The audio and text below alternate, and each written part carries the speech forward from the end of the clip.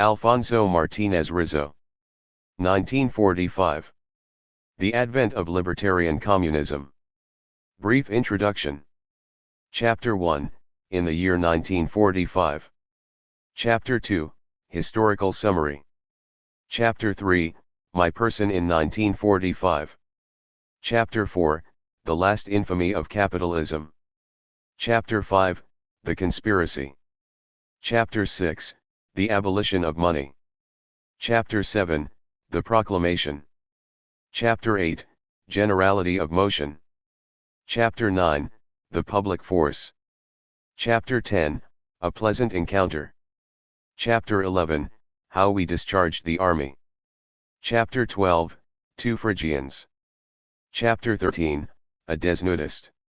Chapter 14, A Sunset on Las Ramblas. Chapter 15, 8 Days Later. Chapter 16, Libidinous. Chapter 17, The Bloodthirsty Beasts. Chapter 18, The Days Keep Passing. Chapter 19, A Crime. Chapter 20, On the Way to Madrid. Chapter 21, Libertarian Communism of the Village. Chapter 22, My Prison. Chapter 23, In the Chapel. Chapter 24, Running Back Time. Chapter 25, Writing this book. Brief Introduction. I think that before starting the novel I should give the reader a brief explanation of certain points, because I fear that if I do not make things clear from the beginning, I will be unpleasant from the beginning of the book. The aim is to perform an educational function that allows us to understand, with a novelistic plot, the possibility of the libertarian communist regime and how the civilized life of humanity will develop under it. The author therefore needs to use his imagination to be able to present a plastic picture of the new order of things that we anarcho-syndicalists aspire to without the tricks of explanation, transporting the reader to glorious future times. But, in trying to depict the advent of libertarian communism before it was consolidated and in a normal state, he has been forced to set a specific date for the triumph of the social revolution. This is precisely the point I need to clarify because, assuming that these events will happen in 1945, that is, 13 years from now, I fear that the countless impatient and hopeful deluded people will find that I have set a date that is halfway distant and think that I am too lukewarm in my desires for the triumph of our ideals. That is why I want to briefly discuss here the many things that we still have to do before we can safely say that we are ready to implement the new regime without hesitation. It may be that the impatient are right and that the social revolution will take place much sooner than I imagined. But in that case it will not be that we make the revolution, but that the bourgeoisie will clumsily deliver it to us and that we will be forced to take power and take charge of the administration without being properly prepared for it. In order to be really capable of having the unions take control of production and distribution by establishing the libertarian communist regime, it is first of all absolutely essential that we do away with not the differences of ideology and tactics, but the hatred that such differences cause in certain cases. As long as we are not governed by the imperatives of love and camaraderie, we will be incapable of any fruitful action. We took a decisive step towards training by agreeing to organize by industries, but it is not enough to agree on it, we must also comply with the agreement. We are moving very slowly, although it is evident that it is very difficult to move more quickly given the difficulties arising from the incessant persecutions we are suffering. Can the reader imagine a date on which all the corresponding bodies of this organization would function? But after such an organization has been established, the workshop committees, factory councils, and industrial federations will need some time to master the levers they will have in their hands, and then even more time to establish statistics that will allow us to know how much is produced and consumed, how much can be produced and how much will need to be consumed under the new regime, as well as the stock of each product in each locality at any given time. Only after all this will we be truly capable of attempting a social revolution. Given the pace at which we are moving, I believe that talking about 1945 is a waste of optimism. Chapter 1, in the year 1945. I woke up as I did every morning, remembering in the semi-drowsiness of the first moments all that had happened the night before, the taste of the strange stew still lingering, my conscience mocking my credulity, but, when I opened my eyes, I noticed with immense surprise that this was a different room. When I raised my hands to my eyes to rub them, doubting what I saw, I noticed with even greater surprise that during the night I had grown a beard. Suddenly the light came on. The drug had taken effect and I was living in future times. I jumped out of bed looking for a calendar. Soon I found a monthly calendar hanging on the wall with the page corresponding to the month of May 1945. That room was undoubtedly mine. There was my typewriter, my watch, the circular mirror that I have always used to shave. I looked at him and was amazed. How I had aged. Although I had a few gray hairs on my head, my beard was all white. But the most wonderful thing was that there, on the table, was this book that I am now writing, already written and published 13 years ago. I looked through what the reader had read so far and it corresponded to the memories of the previous night, and then he threw the following paragraph in my face, which corresponds to what was at that moment a mystery to me. It would be awful, I read, to come across this book tomorrow, recounting in detail and chronologically the events of my life that are to be repeated. Living knowing at every moment what is to happen must be an unbearable torment. So in this vision of the future, without slightly falsifying events, I will only narrate the main events, intending only to create a picture that reflects the environment. I found myself, then, suddenly, in 1945 without knowing anything of what had happened since 1932, and in 13 years many things would have happened that I was completely unaware of, which was going to make my life very difficult. It was a case of partial amnesia limited to a chronological period. I didn't even know in which town or on which street I lived. While I was thinking about these things I had been getting dressed and, as I sat down at my desk, I saw on the folder a large notebook with a note on the cover written in my own hand that said, "Memories of my life." I had foreseen the situation I was going to find myself in and had prepared that book to resolve it. This was stated in the last note stamped in it the day before. With what curious anxiety I went through its pages, informing myself quickly and concisely of the history of those 13 years. A history that must also be presented to the reader of 1932 so that he can explain the events that will occur later. But it will be essential for us to do so in a synthetic and global manner, without descending into many details, presenting before your eyes a picture of the state of the world in general and of Spain in particular, in the year 1945, when libertarian communism was going to be proclaimed at any moment. Chapter 2, Historical Summary.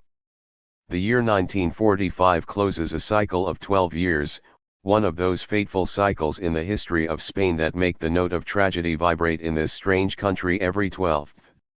Year 1861, cholera. 1873, cantonal uprising.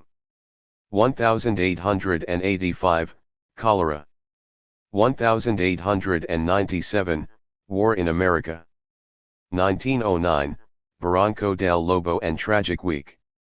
1921, annual. 1933, separatist uprising in Catalonia. 1945, implementation of libertarian communism. In all European countries, the social revolution continued its triumphant march as an inevitable reaction to the collapse of capitalism, characterized by the increasingly distressing problem of unemployment.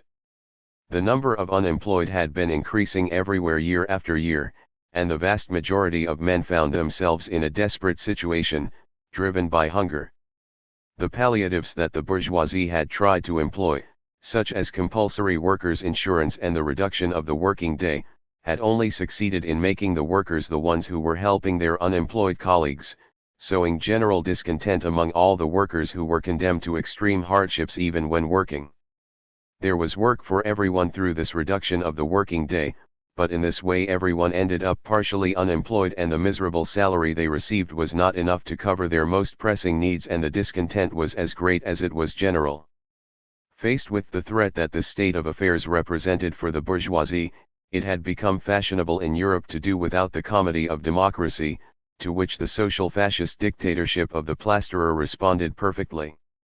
In Russia, a tragic struggle had begun between the peasants and the Bolsheviks, Green Russia against Red Russia, and in 1945 the triumph of the anarchist ideals that the former represented seemed almost certain.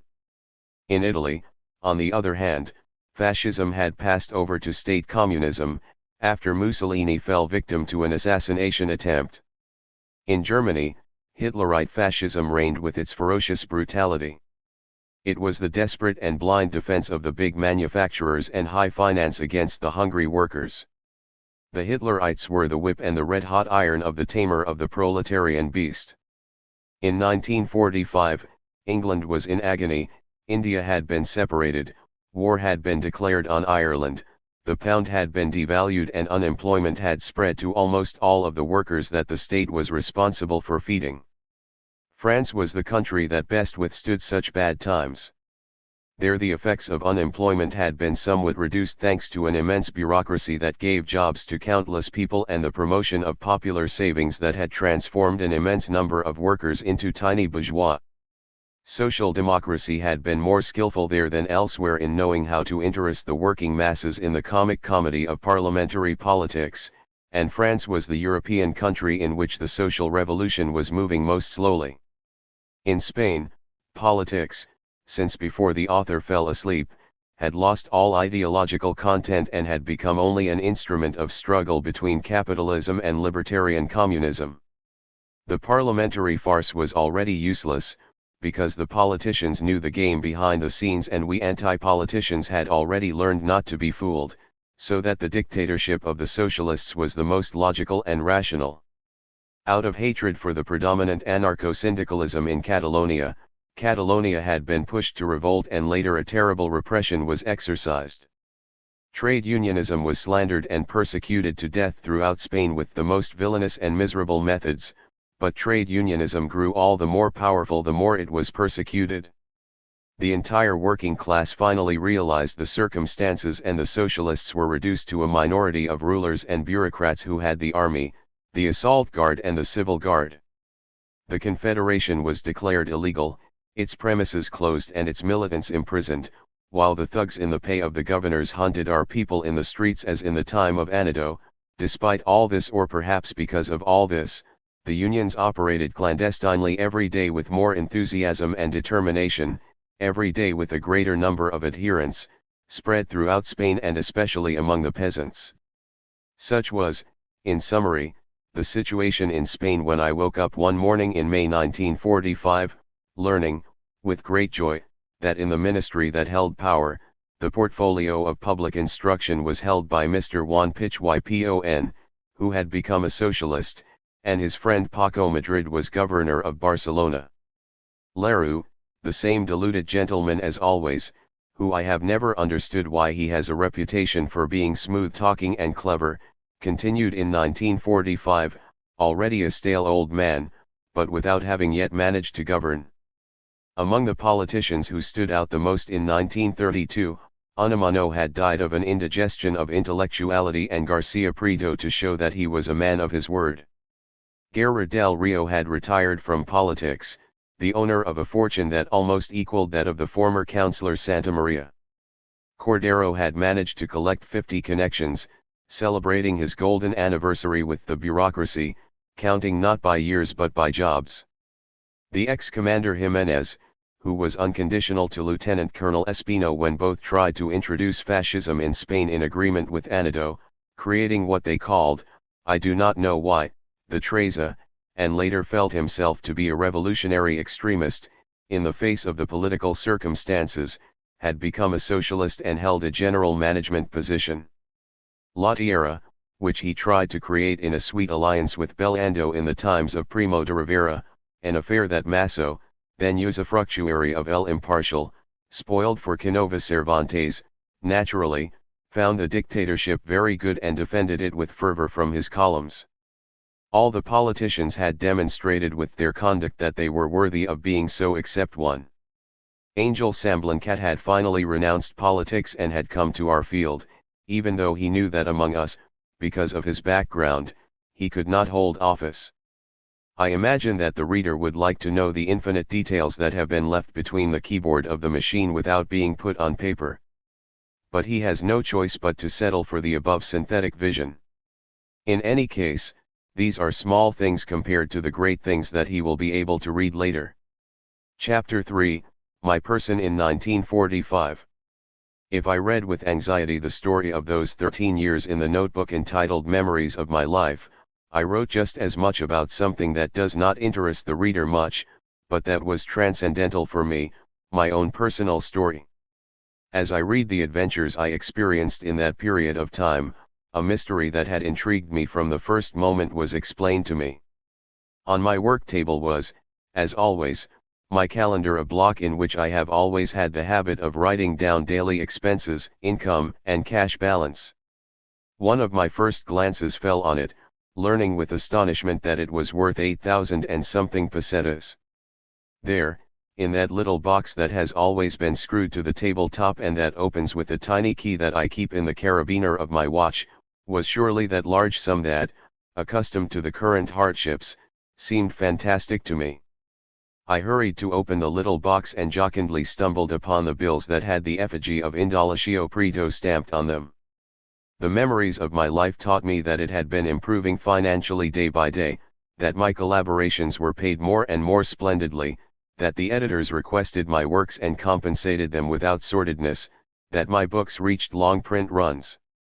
A disturbing thought struck me: if this vision of the future, written 13 years earlier and detailing everything that was going to happen, had become very popular, my situation would be very violent.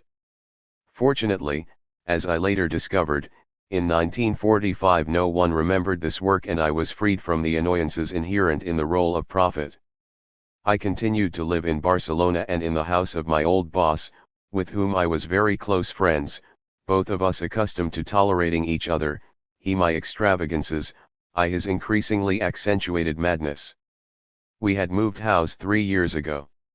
My new room was not larger than the old one, but the sun came in all day long and its window looked out onto a garden that was completely unknown to me.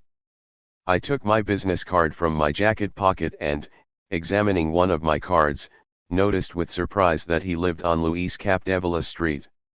How could my old bohemian friend have risen to such fame that a street was named after him? I looked among my books for a Barcelona guide. The first surprise was to learn that Barcelona had reached 2 million inhabitants. The unifying forces of capitalism, centralism, and politics had continued to act vigorously until then. I examined the street map and thought I was going mad. Almost all the streets had had their names changed. Thanks to the map I was able to orient myself a little. The Passeig de Gracia was then called Karl Marx Avenue. Las Ramblas, Pablo Iglesias Avenue. All the more or less conspicuous socialists had their names on the corners. Surely Luis Capdevila had felt like a worker and had joined the general union of his companions. At home, as usual, I was alone. The keys, as always I am an enthusiastic standardizer of my life, were within reach on the bedside table. The day was splendid and I hurried to grab my hat and cane and go out to the street to contemplate the Barcelona of 1945, but not before having put in my pockets the 8,000 or so pesetas that were in the little box. Before leaving, with the Barcelona guide and the map, I had managed to orient myself by learning that my street was in the new neighborhood built on the Montjuic mountain. A magnificent neighborhood overlooking the sea and the old city, with wide avenues that spiraled up to the summit where, as I fell asleep, the castle rose and then the magnificent palace of the National Labor Promotion rose proudly and defiantly.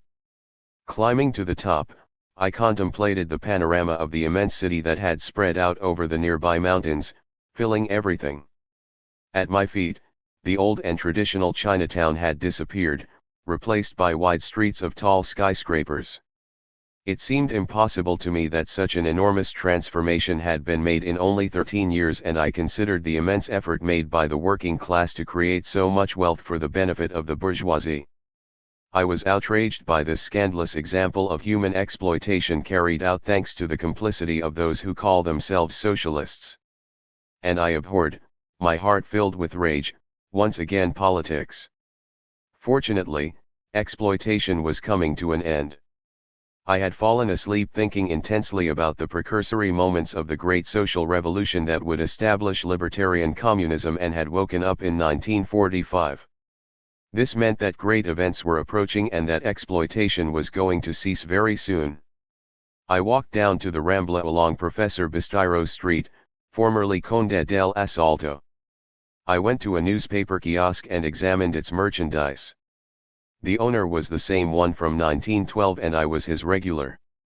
I examined with curiosity my latest work, absolutely unknown to me. It was a bloody satire entitled Promotion, Breeding and Exploitation of the Poor. I had already read in my memoirs that no Confederate newspaper was allowed to be published and that only certain French newspapers that were sympathetic to our ideas could be purchased clandestinely. As usual at that time, I bought the Flood to read its information and find out about events. With it in my hand I sat on the terrace of a cafe and ordered a vermouth. The old newspaper was still the same. Those 13 years had not passed by yet. The same format and the same sloppy layout, the same leading article, the same sections and the same free collaboration, the same concealed and hypocritical support for the bourgeoisie and the same poorly hidden hatred of the Confederation. The news from all over Spain was the same: strikes, bloody repression, robberies, hunger, unemployment, calamities of all kinds, contrasting with the orgy of the politicians and the scandalous business dealings of the capitalists.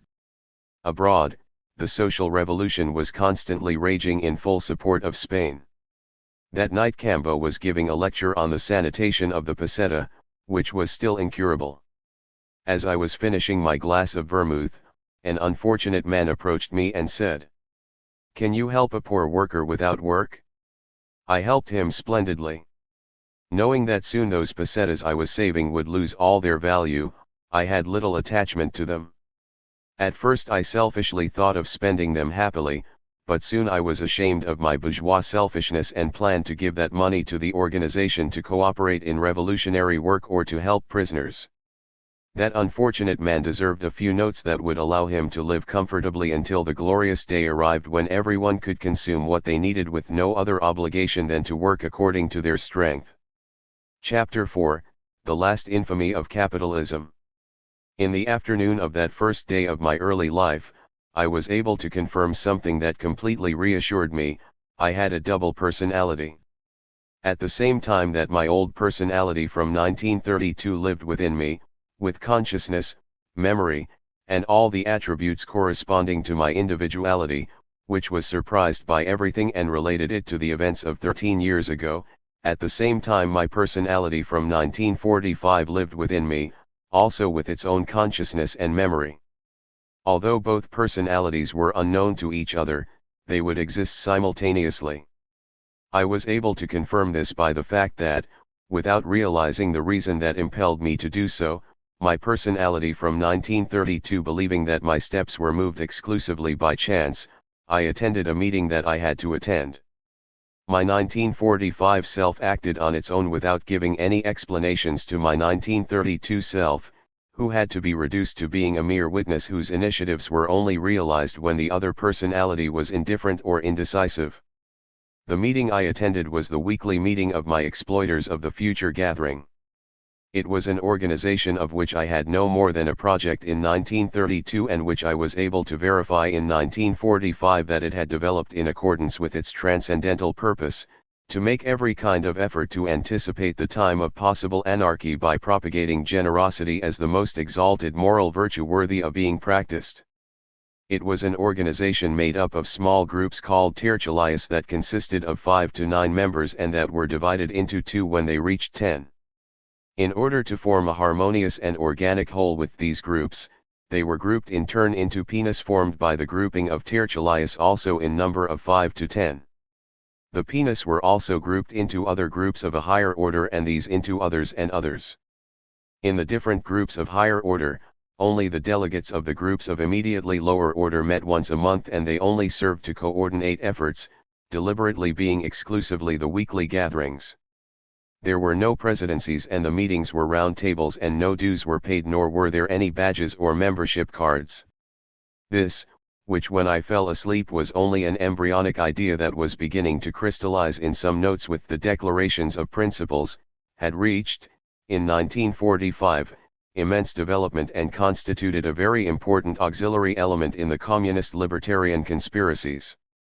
That afternoon, at the meeting of my social gathering, attended by other exploiters of the future of other social gatherings following the regulated practice of visits, I found Comrade Vieira very old and as crazy as ever, and he informed me that another foundation of his initiative that was also being born in 1932, that of the Universalist nucleus, a kind of philosophical conception of libertarian communism with naturalist and sentimental tendencies that, in combination with a very protocolary ritual, made it almost a religion without a god, and that was looked upon at first with suspicion and as a madness by skeptical and mocking spirits, had also achieved extraordinary development, filling the whole world with countless local nuclei, and had become like the Rotarianism of anarchy.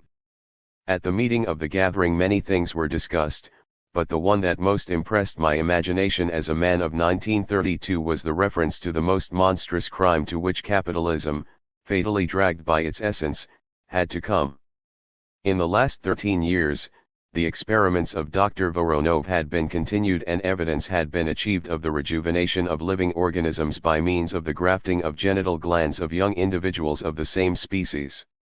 Scientific experimentation was conclusive and had pronounced its last word. Truly surprising rejuvenations had been achieved with animals of all species of a very advanced biological order. However, with hunger, grafted into his organism with monkey glands, nothing conclusive and definitive had been achieved, but it seemed obvious that rejuvenation would also be achieved by grafting human genital glands. And the rich old men, in complicity with infamous doctors, had not hesitated to consummate the infamy of buying the testicles of strong and healthy young men to rejuvenate themselves. Although the duplication of such organs and the sufficiency of only one of them for procreation were alleged, the fact was so repugnant and vile that it infuriated me, the man of 1932. Perhaps myself of 1945, already more accustomed to the vileness of the rich, felt less indignation, because my fellow members warned me that it excited me more than usual. But there was something much more serious still, which had motivated a violent press campaign, making the subject extremely relevant. A very rich and decrepit old man, whose name I am keeping silent for reasons that are easy to understand, had been transformed after one of the indicated operations into a handsome young man, and a newspaper had reported that the testicular glands of a barely pubescent boy had been used for the graft. The government was asked to protect children from the lust for life of the rich and to severely punish the trafficking of children's virility. I felt such repugnance at such events that, had I not known that all this was going to end very soon, I do not know what violent decision I would have made. Chapter 5, The Conspiracy. In the evening I attended a clandestine meeting of the militants of my union. For myself of 1932 it was very pleasant to meet after so many years such excellent friends, comrades in struggle and enthusiasm. To see that they were still alive and that they could witness the glorious triumph that was approaching, even though they themselves were not very sure of it. I also saw new faces whom I greeted affectionately by their names that came to my lips without me knowing how. They were the young generations of the Union attracted to our bosom by the persecutions. At that time the number of members of the Intellectual Workers' Union was more than 10,000. And they were all determined anarchists, far away from the time of the famous split that caused the firemen to leave our ranks, attracted by their whims by the siren of politics and leaving the Confederation exclusively in the hands of the FAI. There was active conspiracy and the revolution was being chewed up. Such was the accumulation of iniquity and justice, such was our enthusiasm and such was the self-confidence that we had, and so great was the self-confidence that we had in our own strength, that we walked towards the supreme blow with a firm and determined step. All efforts had been coordinated and there was conspiracy in the clandestine meetings of our unions, in the anarchist groups of the FAI and in the gatherings of the exploiters of the future, in which one of the brief articles defending their organization establishes that the field of action of these organizations will be that which they assign to themselves, and as broad as desired, provided that no agreement is reached with the authorities or politics. The gatherings of the exploiters of the future, with their great mobility, with the mutual knowledge of all their members, with the ease of being tiny groups, endowed, nevertheless, with effective elements of liaison that allowed everyone to reach an agreement and easily reach concrete conclusions, were a very effective weapon for the conspiracy that instilled great panic in the government, its statutes, its form, and its ideology. Everything was public and only the names of its adherents were unknown. At first, this organization being based only in Barcelona, its members recognized each other only through the introductions that were made during visits to the meetings of the gatherings. When it spread to all of Spain, secret signs were established that facilitated mutual recognition, although, generally, a standard letter of introduction was sent with some excuse, which served to make oneself known. The conspiracy was carried out preparing the final blow with extreme meticulousness, planning day by day when it would be necessary to carry it out in order to succeed and consolidate the triumph, but without setting a specific date to avoid that, in the event of it coming to the knowledge of the authorities, they could prevent it. When everything was ready, everything studied, our forces accurately counted and the slogan spread everywhere, the Revolutionary Committee made up of members of the Confederation, the Iberian Anarchist Federation and the exploiters of the future, would propose a close date that would have to be immediately approved by clandestine assemblies of all the unions, all the GGAA and all the E of the F gatherings. The Revolutionary Committee had been appointed in a clever way that guaranteed both the revolutionary merit of its men and the secret of their personalities and, in case it was discovered and imprisoned, it had been entrusted, and that referred to the organization of distribution in the big capitals. The new organization of production was very simple. All the companies and all the industries had already appointed their factory councils that would replace the bourgeois board of directors and their workshop committees that would replace the employers' managers. Once libertarian communism was proclaimed, these companies would be seized, at the same time that all non-unionized citizens would be called upon to join the union corresponding to their profession or to the profession for which they feel qualified, if they do not have a trade. The various unions, after incorporating all the bourgeois into their ranks, would give instructions to the factory councils dependent on them to intensify production to provide work for the new workers. In all this, there were no serious difficulties anywhere, nor was it very difficult to organize the distribution of consumer products in small towns. It was very easy to invent said products and to know their abundance or scarcity.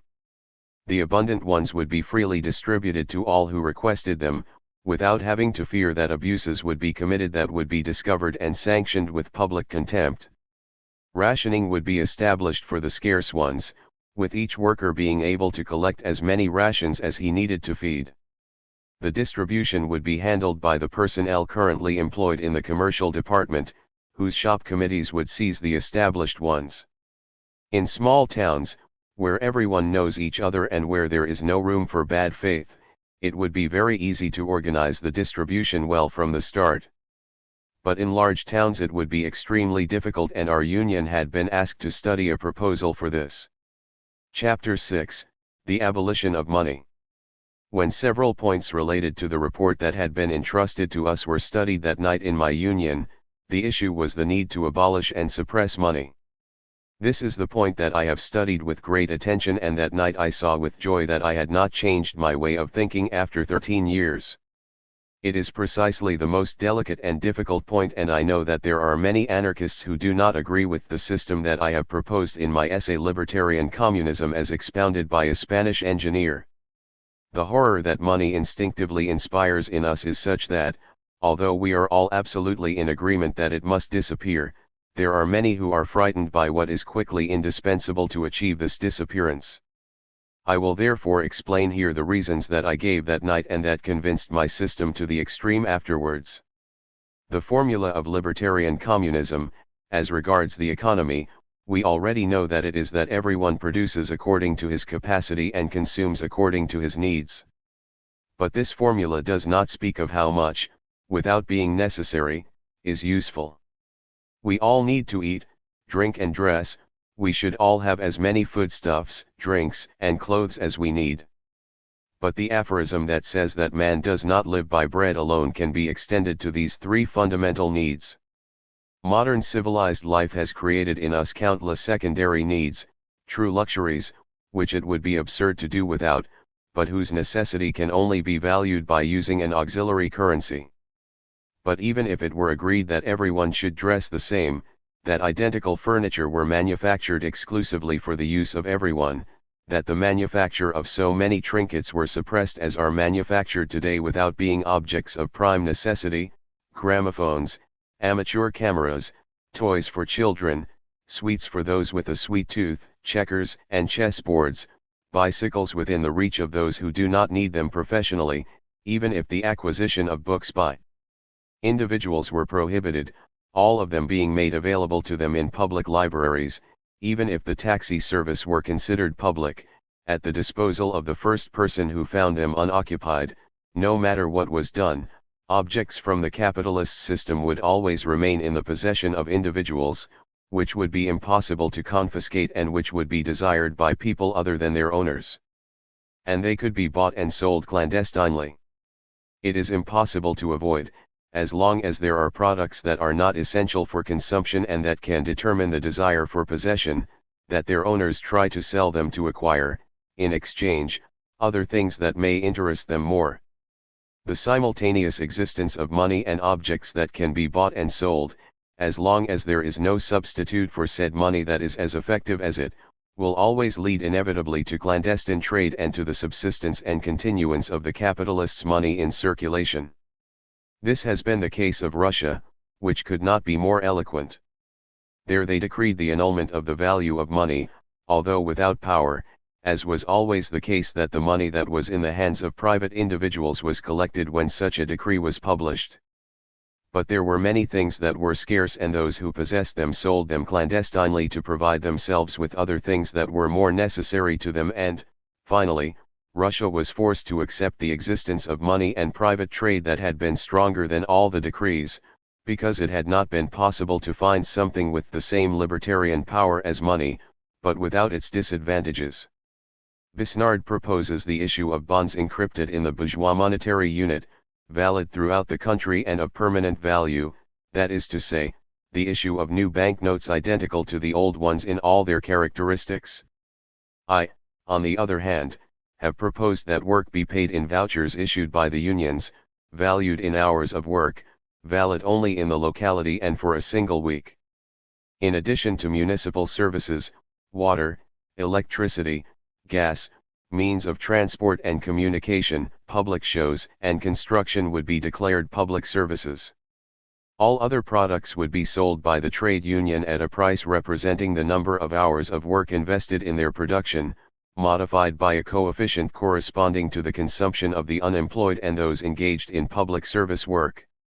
With such a system, it would be possible to acquire whatever is needed or desired, clandestine trade would disappear altogether and the old money, which could only be used for annoying and even dangerous clandestine purchases, would immediately lose its value.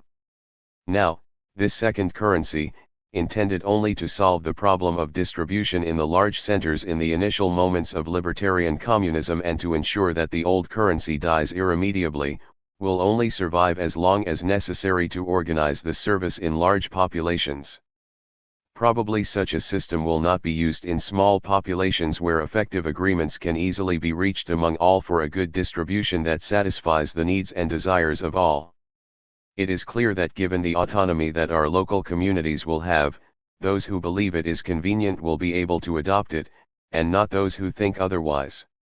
The method of eliminating the new currency will be to organize, without the prematureness of the first moments, the distribution, and to extend the number of products whose consumption is considered as a public service, until a day comes when this happens with everything. On that day it will be enough for the unions to stop paying weekly bonuses to their workers. The latter will no longer need them, since nothing can be bought from the moment that everything is made available to them free of charge by the distribution. Whoever saves before and after that day, since the bonuses will not have any value recognized in the shops after the corresponding weekly date, will only have succeeded in renouncing to the benefit of the community the hours of work that he has produced and did not want to consume. It is true that Kropotkin, in the conquest of bread, shows himself to be an irreducible enemy of money and of all kinds of wages. But he could not act in any other way since he did not count on the unions. Kropotkin's theory is anarchist, and the absolute absence of any authority makes the existence of any kind of money impossible. But I believe that in the CNT, all of us who call ourselves anarchists are, today, trade unionists, libertarian communists for the near future and anarchists for a more distant future. Libertarian communism is not anarchy, but rather a path to anarchy, since it recognizes an authority, that of the community deciding by plebiscite. If this authority and its organisms, the unions, exist, there can be a currency issued by them. But such a currency will not at all resemble the old one and will simply be a distribution voucher that cannot be bought and will be valid for only 1 week. It will be a distribution voucher with which the recipient, with a number of units proportional to the number of people who depend on him, will not be obliged to buy a certain quantity of this or that product, but will be able to choose as he likes, either a few products that have cost many hours of work, or many of those that are easier to produce. Generally, such distribution vouchers will only affect the superfluous, since the essentials for life will be declared a public service and distributed free of charge to all as soon as possible, that is, a few days after the new regime is proclaimed in the large cities and on the same day in the countryside and small towns. But think of the tragic problem that will arise in populous cities once libertarian communism is established in order to organize from the very beginning the distribution among so many people of so many varied objects without having the currency.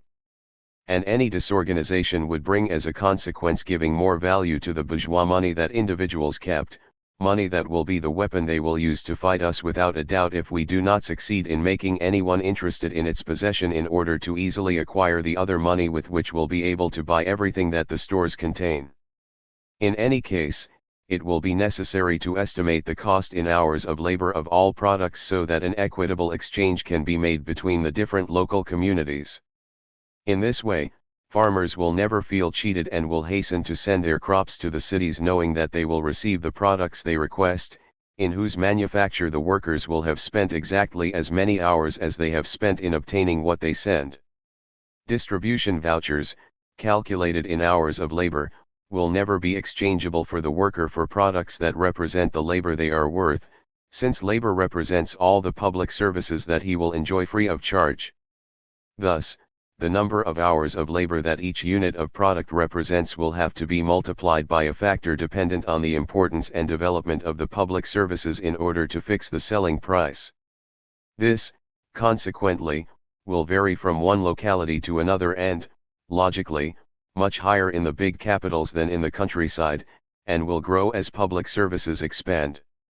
As it will be intended to include everything indispensable in life, the new currency will be only a way of managing and organizing the distribution of the superfluous and does not entail any danger for the good functioning of the regime or for the happiness of men, since the short duration of its value prevents its accumulation.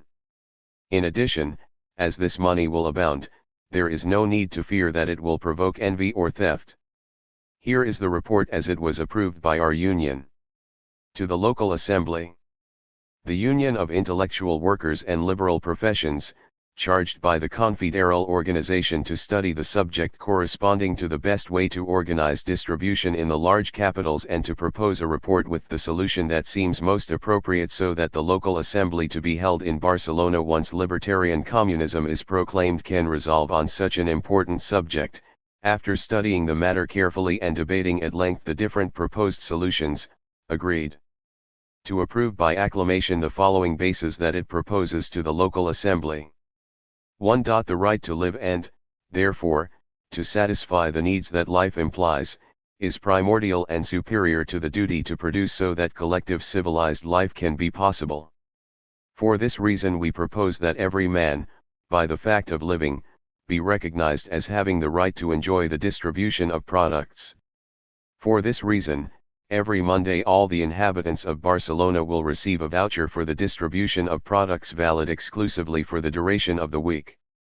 2 products absolutely indispensable for life, such as water, bread, ordinary meat, vegetables and legumes, oil, butter, coal, etc., as far as food is concerned, ordinary clothing, housing, and, on the other hand, general services, such as electricity, gas, means of transport, finally public spectacles. All of these will be considered as public services, and in all shops where such products are sold, as many as are requested will be delivered to those who request them, without requiring any compensation, and with the only limitation that an obviously exaggerated amount is not requested. The Union of the Clothing Industry will take care of organizing the distribution of ordinary clothing, avoiding abuses. Of the other public services, whoever wants to use them, they will be able to use them as much as they want and as long as circumstances allow. 3 other products, which are not essential but are consumable, but their use is more or less superfluous, will be distributed in the establishments where they are currently sold in exchange for distribution vouchers, valid only for 7 days. For each weekly voucher for a man over 16 years of age, single or married with no minor or invalid children to support, will cost several divisional vouchers with a total value of 48 hours of work. 5 for each adult and incapacitated person in his care, he will receive another voucher also of 48 hours of work.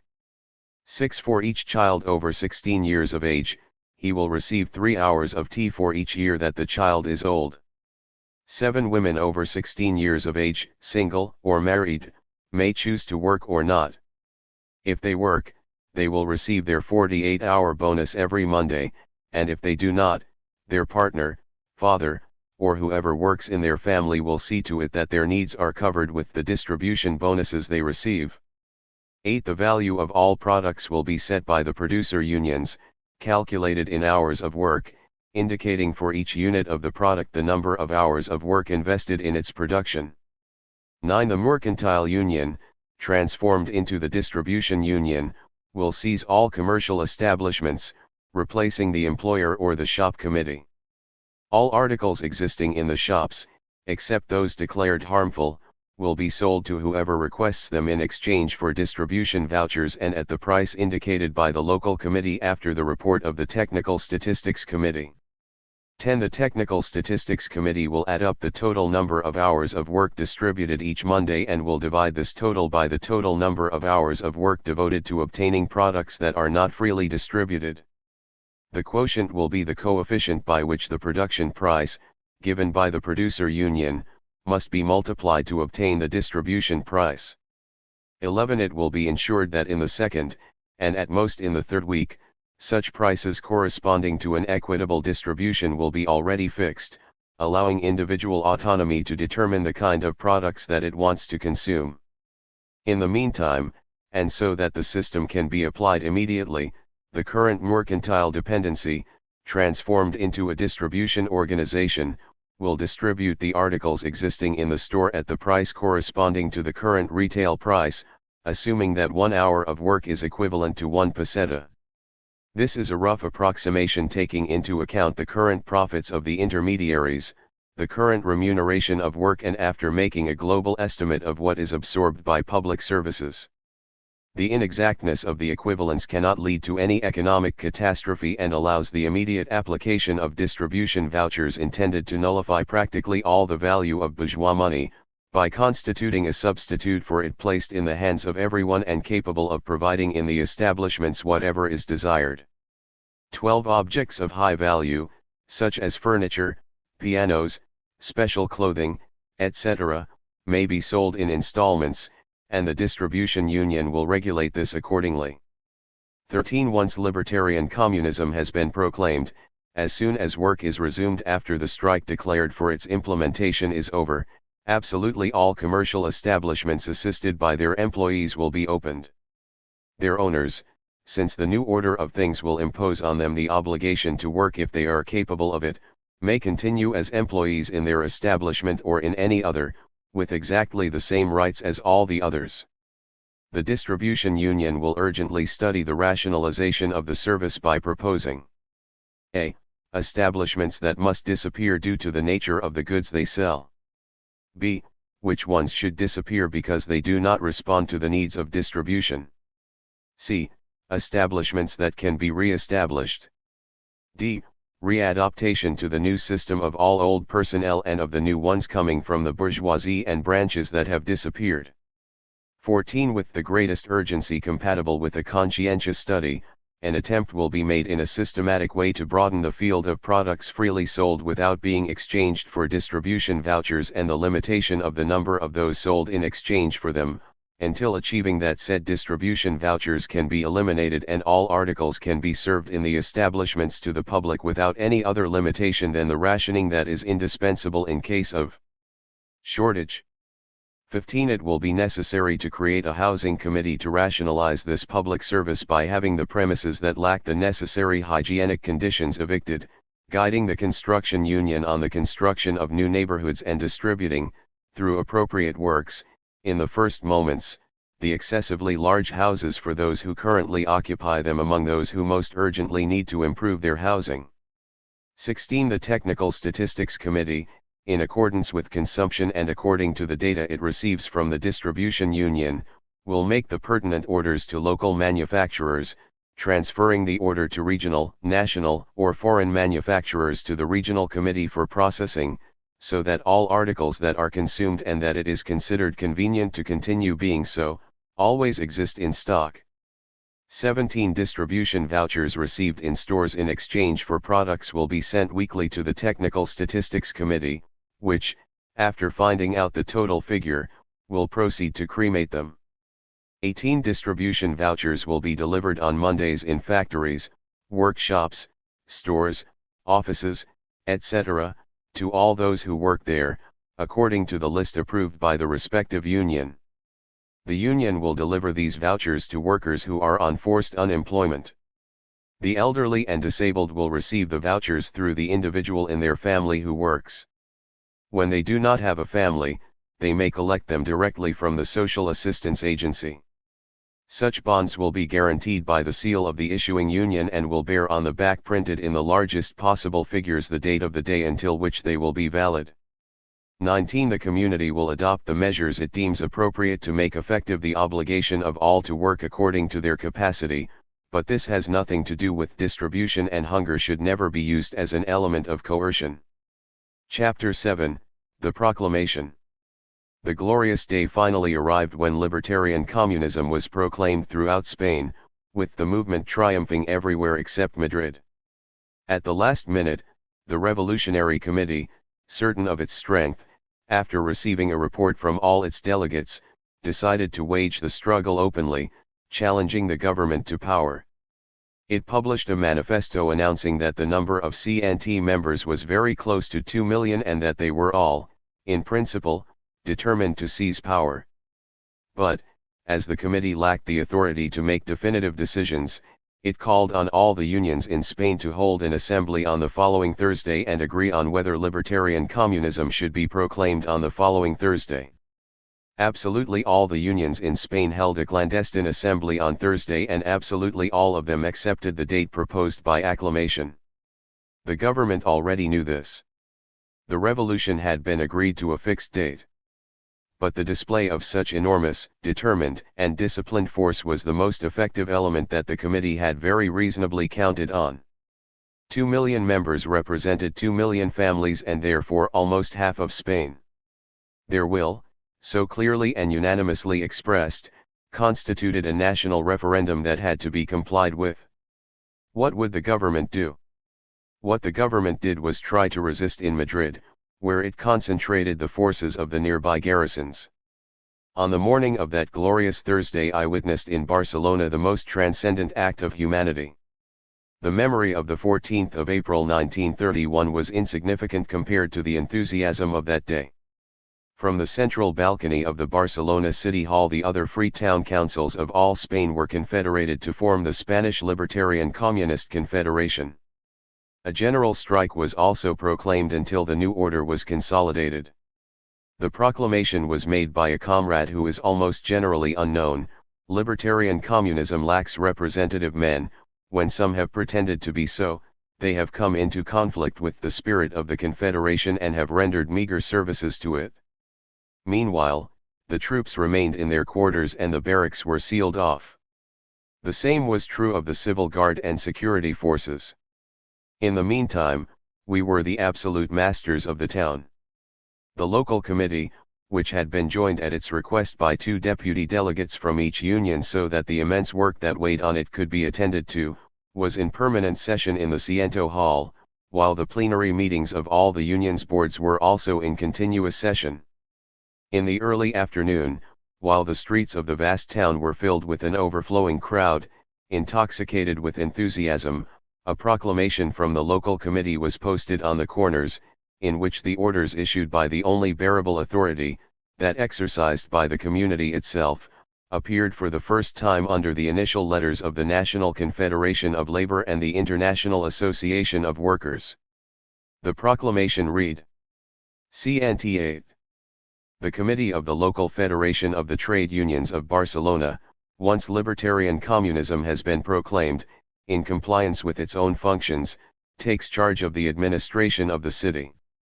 By this announcement, the plenary meetings of all the unions of Barcelona affiliated to the Confederation are hereby called, which will meet tomorrow at 3 in the afternoon, in the respective premises to make agreements regarding the points of the agenda that are in the hands of their administrative committees and to appoint delegates with instructions for the great local congress, which will meet the day after tomorrow at the same time in the hall of the Gran Teatro del Liso. While such agreements do not resolve the vital problems that are being consulted, this committee, in compliance with what are the basic principles of libertarian communism, makes public the following, the non-observance of which, as well as any attack against the new order of things, will incur the corresponding responsibility. Private property is abolished. The current tenants or owners of the different houses in the city will continue to live there without paying the first or collecting any rent for the second. All individuals or entities that possess gold, silver, platinum, jewelry, and works of art in their private or social homes must deliver them to the municipal offices that will be set up tomorrow to provide this service. From the day after tomorrow, and within a maximum period of 2 days, all citizens who are not unionized must do so in the union of their profession. Those who do not have a profession, or who practice one of those that the new order of things will make disappear, will opt for the profession for which they believe themselves most qualified. The unions will set up a special service, their boards assisted by the militants who are designated in tomorrow's assembly, in order to be able to attend to the rapid affiliation of the new unions. The following will be considered exempt from the general strike order decreed when the new regime was proclaimed: health and hygiene services, water supply, electric lighting, garbage collection, and graphic arts work corresponding to the Confederal newspaper that will reappear tomorrow.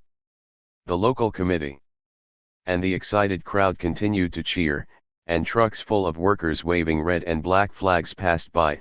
Tram and taxi services were suspended, and the entire mass of the people, masters of the street and their destiny, maintained the natural order of mutual respect and cordiality, without any violent imposition and without trying to act directly, trusting in the correct functioning of the organization. But that immense mass was all the people of Barcelona. The enthusiasm had infected those who had never been in the union and even those who had previously fought it.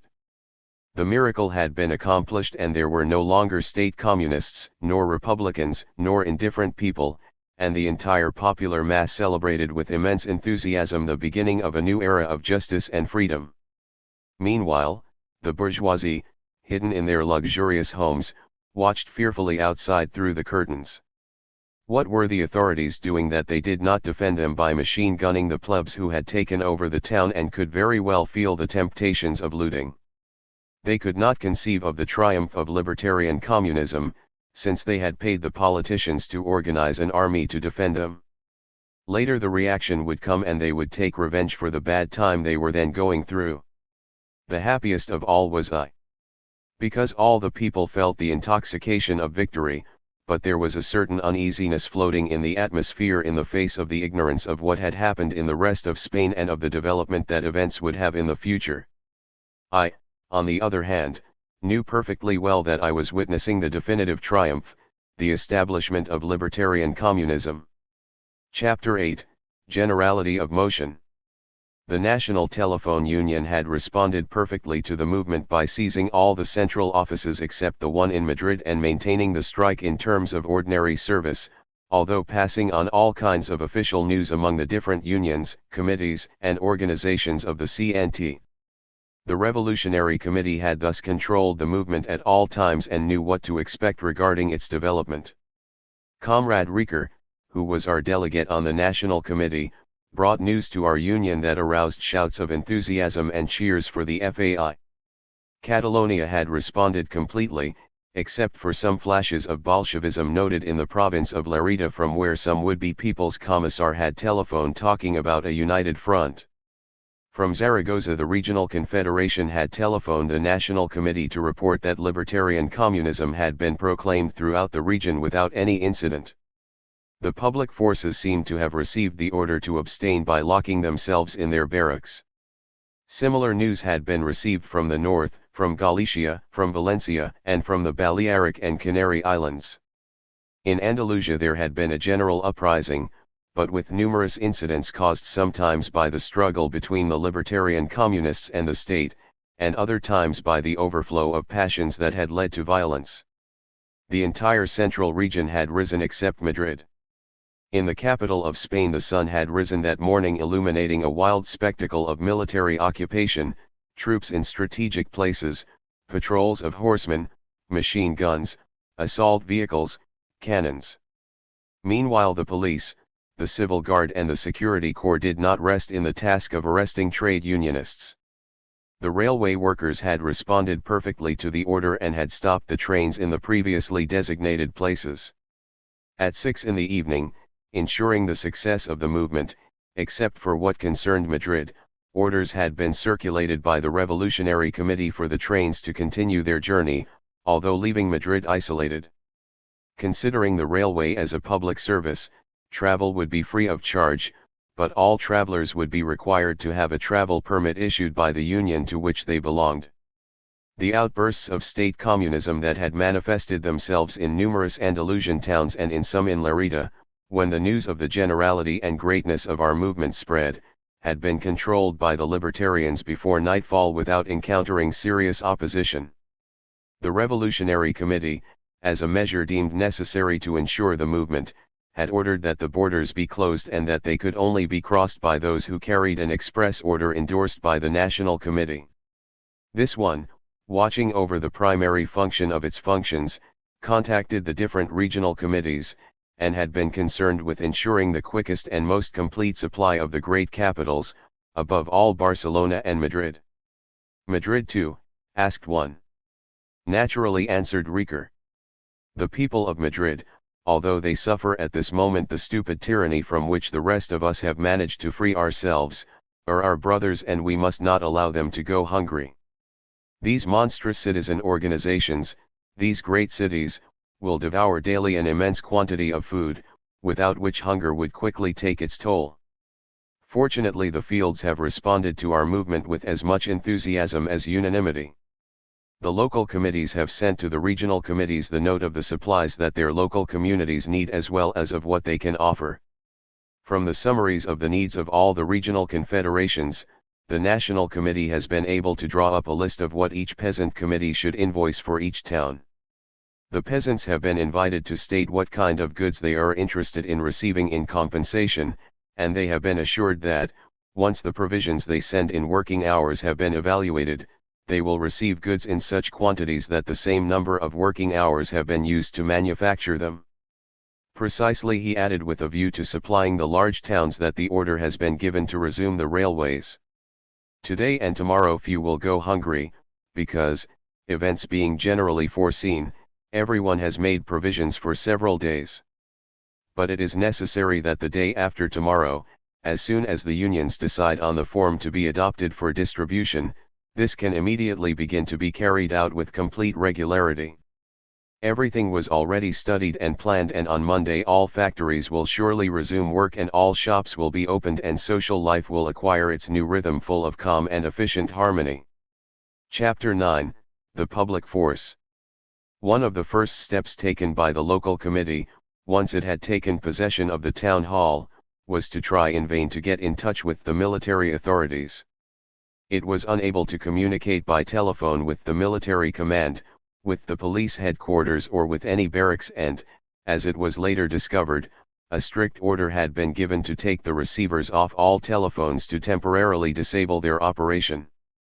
The commissioners sent by the local committee were not received either. Telephones proposed setting up a permanent inspection service in the automatic machines to be able to intercept any communication that the authorities tried to establish, but they absolutely abstained from using the telephone of the general network. They surely understood each other through the military telegraph and telephone network, and attempts were made to establish derivations, although without obtaining any result. I was one of the first who was able to find out something, because on the night of that famous Thursday I ran into an old friend on the plain of La Boqueria who I had met in Africa and who had later enlisted in the security corps. "I was looking for you," he said, "so that you could tell me what you were going to do with us." "With you? We are going to transform you from what you are into honest workers." "But aren't our lives in danger?" "Idiot," I answered. "You can't imagine the panic there is in the headquarters and in the delegations. You already know that I became a guard so that I could give a piece of bread to my children, and that I have always sympathized with your way of thinking, and I have never believed that if you triumphed you would be cruel to the guards. But there is so much fear there that even I have become uneasy. I have tried to reassure them by telling them that I knew you, that you are one of the leaders." "Stop," I interrupted him, "there is no leader among us." "Well, understand what I mean. I have assured them that I know you well and that I know that you are a true gentleman." "Don't be an idiot," I interrupted him again. "A true man, yes. Chivalry is a farce." "Come on, I mean that I have assured them that you were a very good person and that if the others were like you nothing bad would happen to us." They did not want to believe it and assured me that all those in the FAI are bloodthirsty and ferocious, and that they were sure that they were waiting to see the first guard to slaughter him. I have insisted so much that they have asked me to go out dressed in civilian clothes to find you and ask him what you are prepared to do with us, the capitalist unions.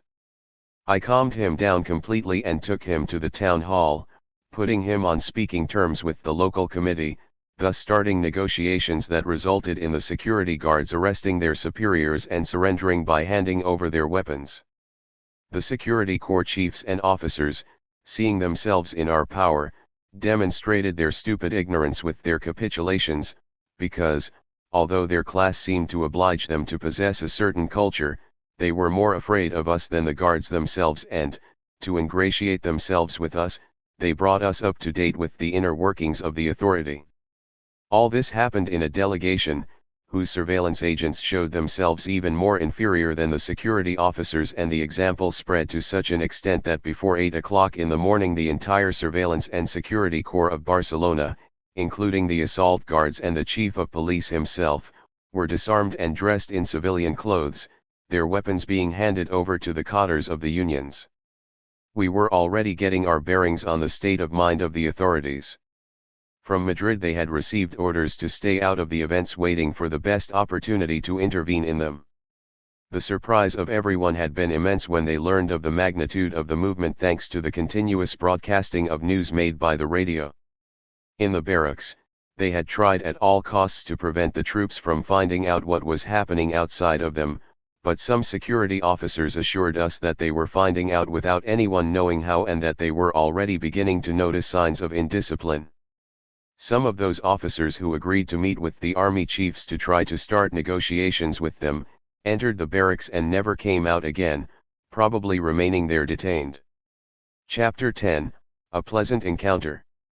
In order to give the reader a clear idea of how events unfolded, without recounting in detail, day by day, hour by hour, what happened, I will briefly explain that on Friday all the unions held an assembly and made decisions, sending delegates with an imperative mandate to the local assembly that was held on Saturday at the Lycée, with a huge attendance of the public that filled the large premises, without taking absolutely any precaution to maintain the order that was not altered in the slightest, and that in said assembly the fundamental points of the organization of the new order of things in the Free City Council of Barcelona were agreed upon, among them the report of intellectuals creating the distribution bonds, which we have already made known, and it was also agreed that the following day, Sunday, public shows and the means of communication and transport, mail, telegraph, telephones, trams, subways, buses and taxis, all free of charge,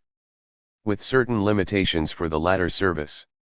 The following Monday, normal life would resume in all its aspects, distribution vouchers being issued, work resuming everywhere and distribution establishments as well as supply markets opening their doors. To explain how we discharged the army, I will tell of the meeting I had a few days later with a good friend of mine. A good friend of mine whom I do not know today, but who was a very good friend of mine in 1945. Today he will be 7 years old, because that afternoon, when I met him in such strange circumstances, he was 20 years old. Today, in 1932, at this time, he will be at school, at the rationalist school that is forging in him the anarchist of tomorrow that I found that day on Calle Ancha in a bathing suit with a black and red maillot and white espadrilles.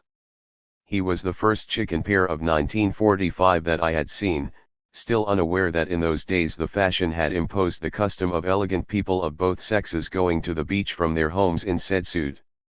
So I looked at him in surprise, and even more so when I saw him coming towards me with open arms, saying, "Hug me, dear friend Rizo. We have finally triumphed."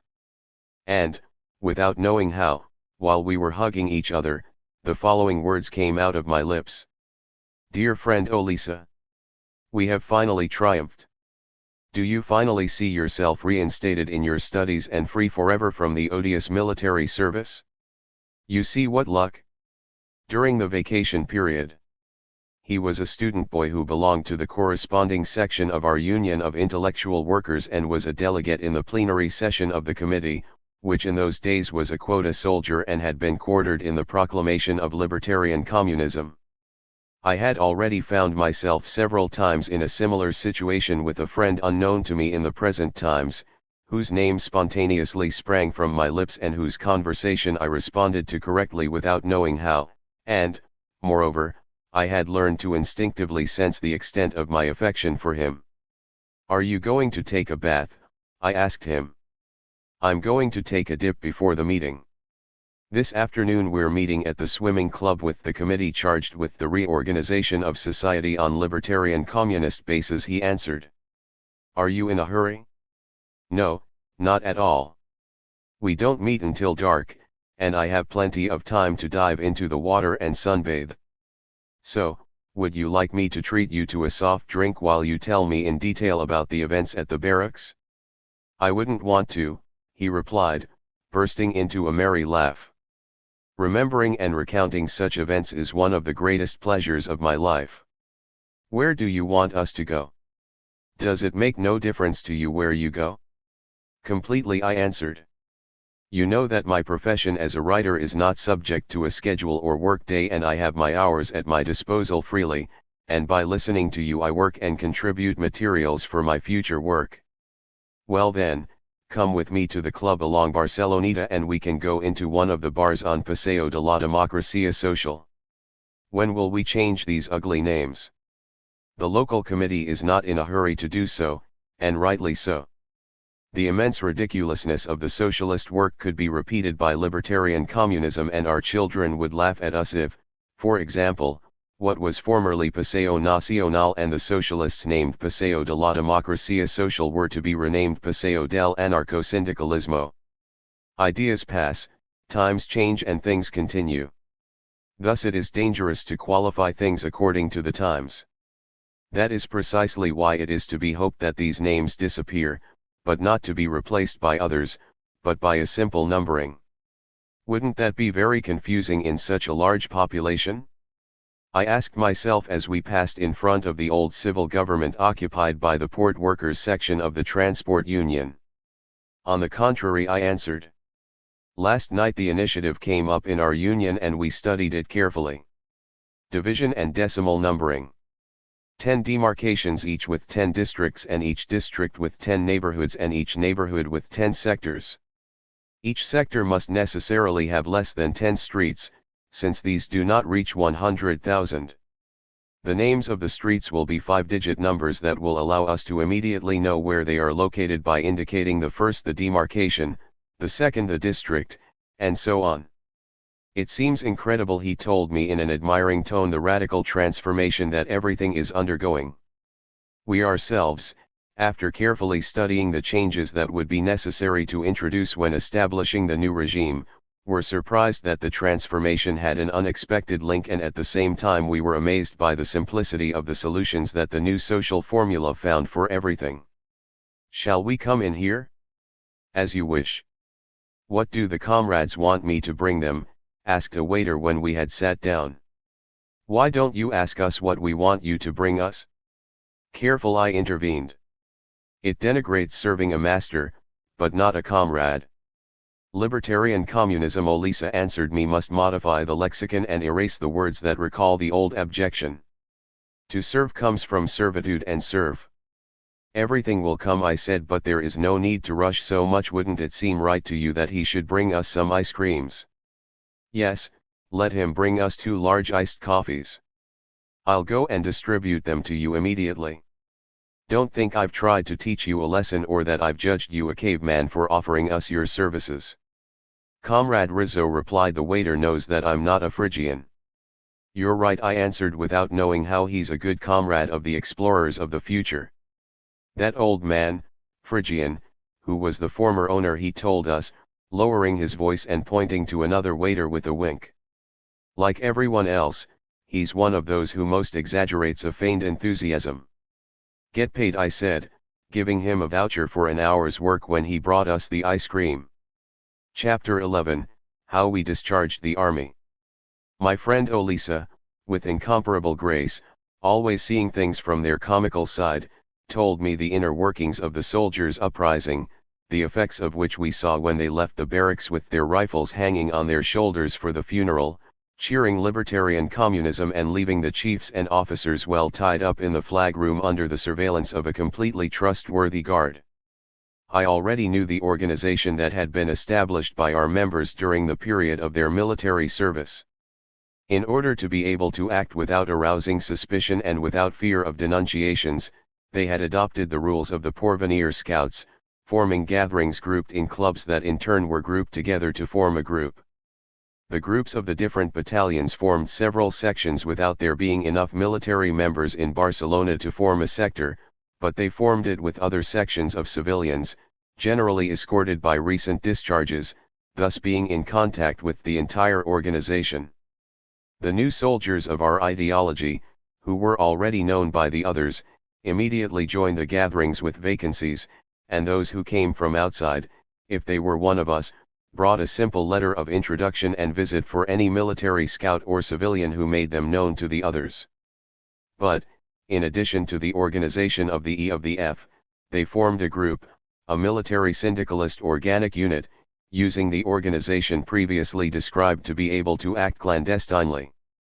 Once a week each gathering met in some tavern, and amidst the jokes and hubbub of the soldiers they secretly learned through the delegate of the gathering in the club of the suggestions from the higher bodies or from other gatherings that should be discussed until an agreement was reached, and through the same channel they sent their conclusions or their initiatives, all as is always done among the E of the F, but, at the same time, they attended to the organic functioning of the framework. Constituted exactly like a factory council or the administrative board of a union, with the only difference that, instead of holding assemblies, the gatherings deliberated and later the scrutiny of the partial votes was carried out to obtain the total, although almost all the agreements were taken by acclamation. Olisa told me that his battalion consisted of 300 anarchists for a total of 700 soldiers, and that the social gatherings and clubs were quite large. They were in constant contact with the local committee and had clear and specific instructions on what they should do. On the day of the proclamation of libertarian communism, when the battalion was in its barracks, they all felt immense anxiety about the events that were coming, as well as youthful enthusiasm that was very capable of leading them to heroism. The instructions they had were to act in accordance with the circumstances without expecting a sterile suicide from them, but, carried away by their enthusiasm, they were all determined to do something barbaric as soon as a propitious opportunity presented itself. My friend Olisa was very good at painting the supreme military ridiculousness, and before my eyes paraded the joyful figures of the officers that he painted for me with vivid humorous colors. The protocolary colonel, before whom he had to stand to attention in order to speak to any living person who was less than him, but who was continually ridiculed by the colonel who had been raised to serve in her youth and was like the crystallization of vulgarity. The good gentleman was a fervent believer who offered before the divinity the sufferings and cuckolding that his wife provided him as merits to reach eternal glory. The rude lieutenant colonel who always had his testicles in his mouth, permanently intoxicated by the morbid pleasure of the solicity of his language, just like someone who enjoys the smell of his own farts. The drunken commander who in his drunkenness felt like an anarchist without knowing for sure what the word means. The other commander trapped up to his eyelashes who owed even his assistant and dressed from the store. The poor lieutenant full of stale and childish worries whom everyone called Don Friolera even though, as a bachelor, he lacked a flirty wife. The captain who meddled in everything and managed her husband's company with the petty spirit of a boarding-house landlady. All these men were locked in the flag room, anxiously listening to a loudspeaker whose lamps had been arranged so that it would reproduce the sounds transmitted by the waves very softly, while the soldiers and the rank and file were locked in their company premises with absolute prohibition on leaving them. The news, which the National Committee was receiving by telephone and which it had transmitted every quarter of an hour, was a cause of the most crushing stupor for these men, although the most optimistic assured themselves, eager to deceive themselves, that it was all a lie. In any case, it was true that Barcelona had risen as one man and that it was necessary to assume that reinforcements would not be long in coming and that the situation would soon be controlled. In the meantime, the important thing was that the news, true or false, did not reach the troops. As soon as the quarter corporal or the orderly asked permission to enter the flag room, before authorizing his entry, the current that fed the apparatus was cut off so that it would fall silent, and all kinds of precautions were adopted to prevent the soldiers from suspecting the seriousness of the situation outside.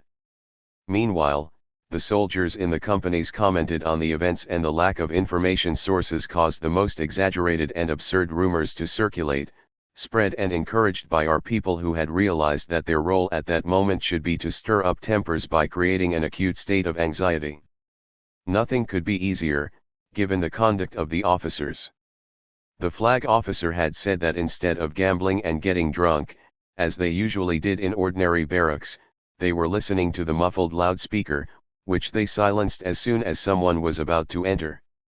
The telegraph operator at the military station of the barracks, an engineer soldier who belonged to the battalion syndicalist organic cadre, informed us of the dispatches that were received from the military command and that confirmed the pessimism of the radio listeners. Thus time went by, and the panic of the officers and the concern of the troops and the joy of our own people who were already daring to speak out loud about their idealisms and to make shameless propaganda for libertarian communism became more pronounced. As time went on, the soldiers' state of anxiety grew to such an extent that the sergeants also became afraid, and almost all of them began to boast of being extremists and revolutionaries. One of them, realizing the gravity of the circumstances and dominated by what he considered to be the concept of duty, which strictly prohibited anyone from leaving the company premises, sent a message to the captain with his orderly, telling him that he urgently needed to speak to him and begging him to allow him to go down to the flag room, or to go up to the dormitory. When, in the flag room, he told his captain in front of all the chiefs and officers about the state of the troops, the panic of the officers knew no bounds. The colonel ordered the captains and officers to go up to their company dormitories, urging them to use the greatest tact possible to impose themselves on the rioters and re-establish the strictest discipline. Olisa told me between laughs about the panic-stricken face of his captain as he harangued his men in a wing formation with a trembling voice, telling them that the country expected them to fulfill their duty if the time came by restoring the order altered by the deluded dreamers. When he was talking about the deluded, turning around halfway, he happened to see a huge poster with a long "Live Libertarian Communism." And he was disconcerted. Among you, he said, there is also a deluded man who dared to put up that poster there. I understand the effervescence of spirit that is produced in you as a consequence of the current events, and this makes me excuse such an action. But whoever did such a thing should have the dignity to face the situation as a good soldier and a man of honor. At my command, let the person who put up that sign step forward. Straight ahead. See. And the entire company stepped forward, absolutely all of them, with overwhelming unanimity, while the captain and officers, crazed by panic, headed for the door. Unfortunately for them, the door was at the other end, and next to it were the armorers. The company soldiers, including Olisa, breaking ranks, ran to pick up their rifles and pointed them at the officers before they could gain the exit, ordering them to raise their arms. They were quickly disarmed and tied up while enthusiastic shouts rang out. Boys, shouted a sergeant who felt like a leader, now it is necessary that you obey us sergeants so that this glorious movement does not become chaotic and we can defend ourselves if other companies attack us. To his great surprise, he also saw himself under fire from our men, who said to him sharply, "Comrade, if you are one of us, you can fight at our side, and if you are not, we will lock you in the room tied up with the officers, but you must know that among the libertarian communists there is no one who commands." The sergeant, with his arms raised, tried in vain to convince them. He had also taken a step forward and was in solidarity with the libertarian communist cause and would fight for it until he died. But he had to understand that without command, any military operation was impossible.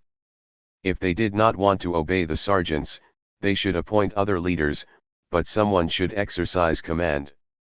Command, he was answered, is exercised by the social community, and its orders are carried out by the Organic Unity Committee with technical functions. All those who wish to remain at our side must immediately tear off their stripes.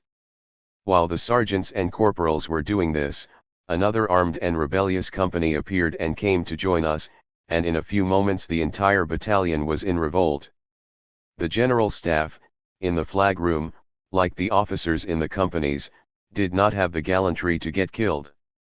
The battalion council met and agreed that the troops should go out into the street with their rifles to the funeral, while they went to receive orders from the local committee. The general order was given and a member of the council addressed the soldiers lined up with weapons in the courtyard of the barracks. As delegate of the organization, the council constituted itself as the director of the movement and agreed that the soldiers should go out into the street to fraternize with the people. At the time of the ranch they had to be at the barracks. Surely they would be discharged the next day, because libertarian communism will never have more soldiers than the workers themselves, ready to fight whenever necessary. After breaking ranks at the invitation of the person who spoke to them in command, the march was called and the doors of the barracks were opened, causing in Barcelona the enormous joy that can be imagined. Chapter 12, Two Phrygians. When Olisa finished his joyful narration and after making some comments about the discharge of the troops and the arming of the Union cotters, it occurred to me to question the waiter who had previously been the owner of that bar. "Listen," I said after making him approach with a sign, "I think I recognize you. Weren't you the owner of this establishment before?" "Yes, sir," he answered, "you were the infamous bourgeois who exploited as vilely as he could all those who came here. And hasn't the change of regime hurt you? How do you expect me to hurt the good of humanity of which I am a part? In the old regime we were all bourgeois, exploiters and exploited. Life was a continuous struggle to annoy others, and the proletarian, in seeking economic improvement, acted in a bourgeois manner because he defended his interests based on selfish ambition or personal improvement. In order to live, it was necessary to arm oneself with lies. In the capitalist and authoritarian regime everything was false and good intentions were nothing but harmful nonsense. In that war to the death we all caused each other pain, but we had to anesthetize our hearts and continue fighting. Between being an exploiter or an exploited, I naturally opted for the former, since the exploited, however pure they were never completely free of the same sin, as demonstrated by the propensity for strike breaking, the overtime work that workers easily had access to, even in times of forced unemployment, and the propensity for authoritarianism among those who were called anarchists. I opted to be an exploiter and, naturally, I was led to commit countless infamies, but it was not I who committed them, but the social organization that forced all bourgeois who did not want to become proletarians to commit them. It was a fierce war to the death that made one constantly aware of the whims of business. Money was for me an omnipotent and magnificent God to whom I worshipped. All for him, because it made me powerful, and the more money I had, the more I earned. But, surviving in incessant anxiety, I could not enjoy this money, because it seemed to me a profanation to waste it, and because the care of my business left me neither time nor mood to amuse myself. Capitalists, under the old regime, did not have a working day. All our waking moments were occupied by the care of our business, by our aspirations to rise in rank, by our concern for the future of the family. While we slept, we dreamed the same. This man spoke with the eloquence of a convinced man, telling hard-hitting truths that he had reason to know well. At the next table, an elegantly dressed, elderly gentleman listened to the old bourgeois with genuine interest. Our interlocutor continued. Now, however, I have absolutely no headaches. I have bread guaranteed for life, and the same goes for all my family. I only have to work 8 hours, when before I worked all the time. I am used to economizing, and although the young people in my house, at the age of having fun, are somewhat extravagant, I save a few hours of work almost every week for the benefit of the community. You cannot imagine how pleasant this peace is after that war. I live a better life than before, both economically and materially. I eat more and better than before, I dress better, I rest, I walk, I go to the theater and the movies, and I even have time to read.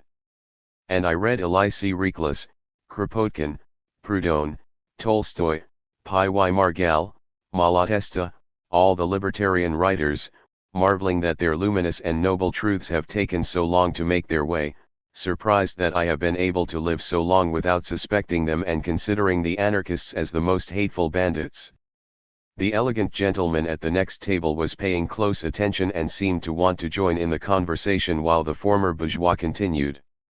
There is a general concern that we former bourgeois who now defend the new state of affairs and who have been called Phrygians, exaggerate our love for the regime in order to make us forgive our former behavior and try with bourgeois tricks to reach positions of manipulation that will console us for having lost our strength. I assure you that I do not wish to hold any position at all, and that if it were offered to me I would never accept it. And I also assure you that I enthusiastically defend the new regime, because I have won with it, and I believe that the same happens to all the former bourgeois who defend it. The elegant, elderly gentleman sitting at the next table finally decided to join in the conversation. You are right, he said, and we must enthusiastically defend the new regime because it represents peace and cordiality among men, even though not everyone has benefited from the new state of affairs. What do you mean? Replied the waiter. Workers and employers, all benefit equally from the new social order. I agree, answered the other. It benefits workers and employers, that is, almost all men, so I accept it and defend it and will defend it. But there are those who, like me, were neither employers nor workers, and a whole life of activity and a whole legitimately won glory have been destroyed by the new regime. What was your profession? I asked him, intrigued. And that elegant gentleman took from his breast pocket a wallet of Russian leather and from it a card that he handed me with disdain, saying, I think my name is well known enough for me to give you a satisfactory explanation. In fact, the card spoke eloquently. He said, Eduardo Rubio Fernandez. So you are the famous international swindler? The same one. You see that he was not in the ranks of the capitalists or of the proletarians, although he was, like the latter, in eternal struggle with the former and with the state. And you are not satisfied with the new order of things that allows you, like so many others, your dignity. The new state of affairs has broken me down the middle, because it is now absolutely impossible for me to swindle. Without money and with bonds that are only valid for a week, it is impossible to commit the smallest swindle. Without rich people to cheat, my life has no purpose. But you can work honestly. I am not afraid of work, especially certain kinds of work. You cannot imagine how hard you have to work to swindle. But after being a swindler all my life, I see my career cut short with the advent of libertarian communism, as happens to many others in my profession. I understand that someone who committed crimes forced by circumstances or yielding to a powerful circumstantial temptation easily adapts to the new times and rebuilds his life honestly. But I have never been an amateur or an intruder, but a professional. I am proud of my fame, which I have achieved through fair fighting.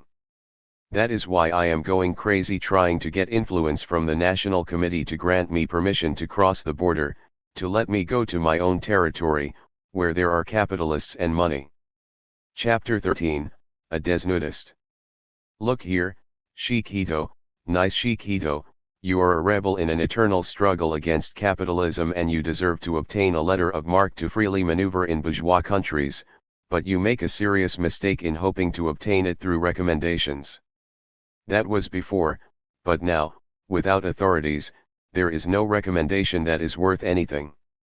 The National Committee must limit itself to executing the agreements of the collective, and one of them is that no one crosses, until further notice, the border in one direction or another, except to carry out some mission that is specially conferred upon them. The recourse that is available to you is to explain your situation to your union and for it to request that you be allowed to go so that you can continue punishing bourgeois. To which union do you belong? I have always considered my work to be an art and I have joined the Syndicate of Intellectual Workers and Liberal Professions, section of artists. Well, man, it is ours, and within it I will try to resolve your situation in a regular manner, especially if you are willing to help us in something extremely interesting for which you are especially qualified. I am willing to do everything in my power for the benefit of the new regime, except give up my profession. Well, go there tonight.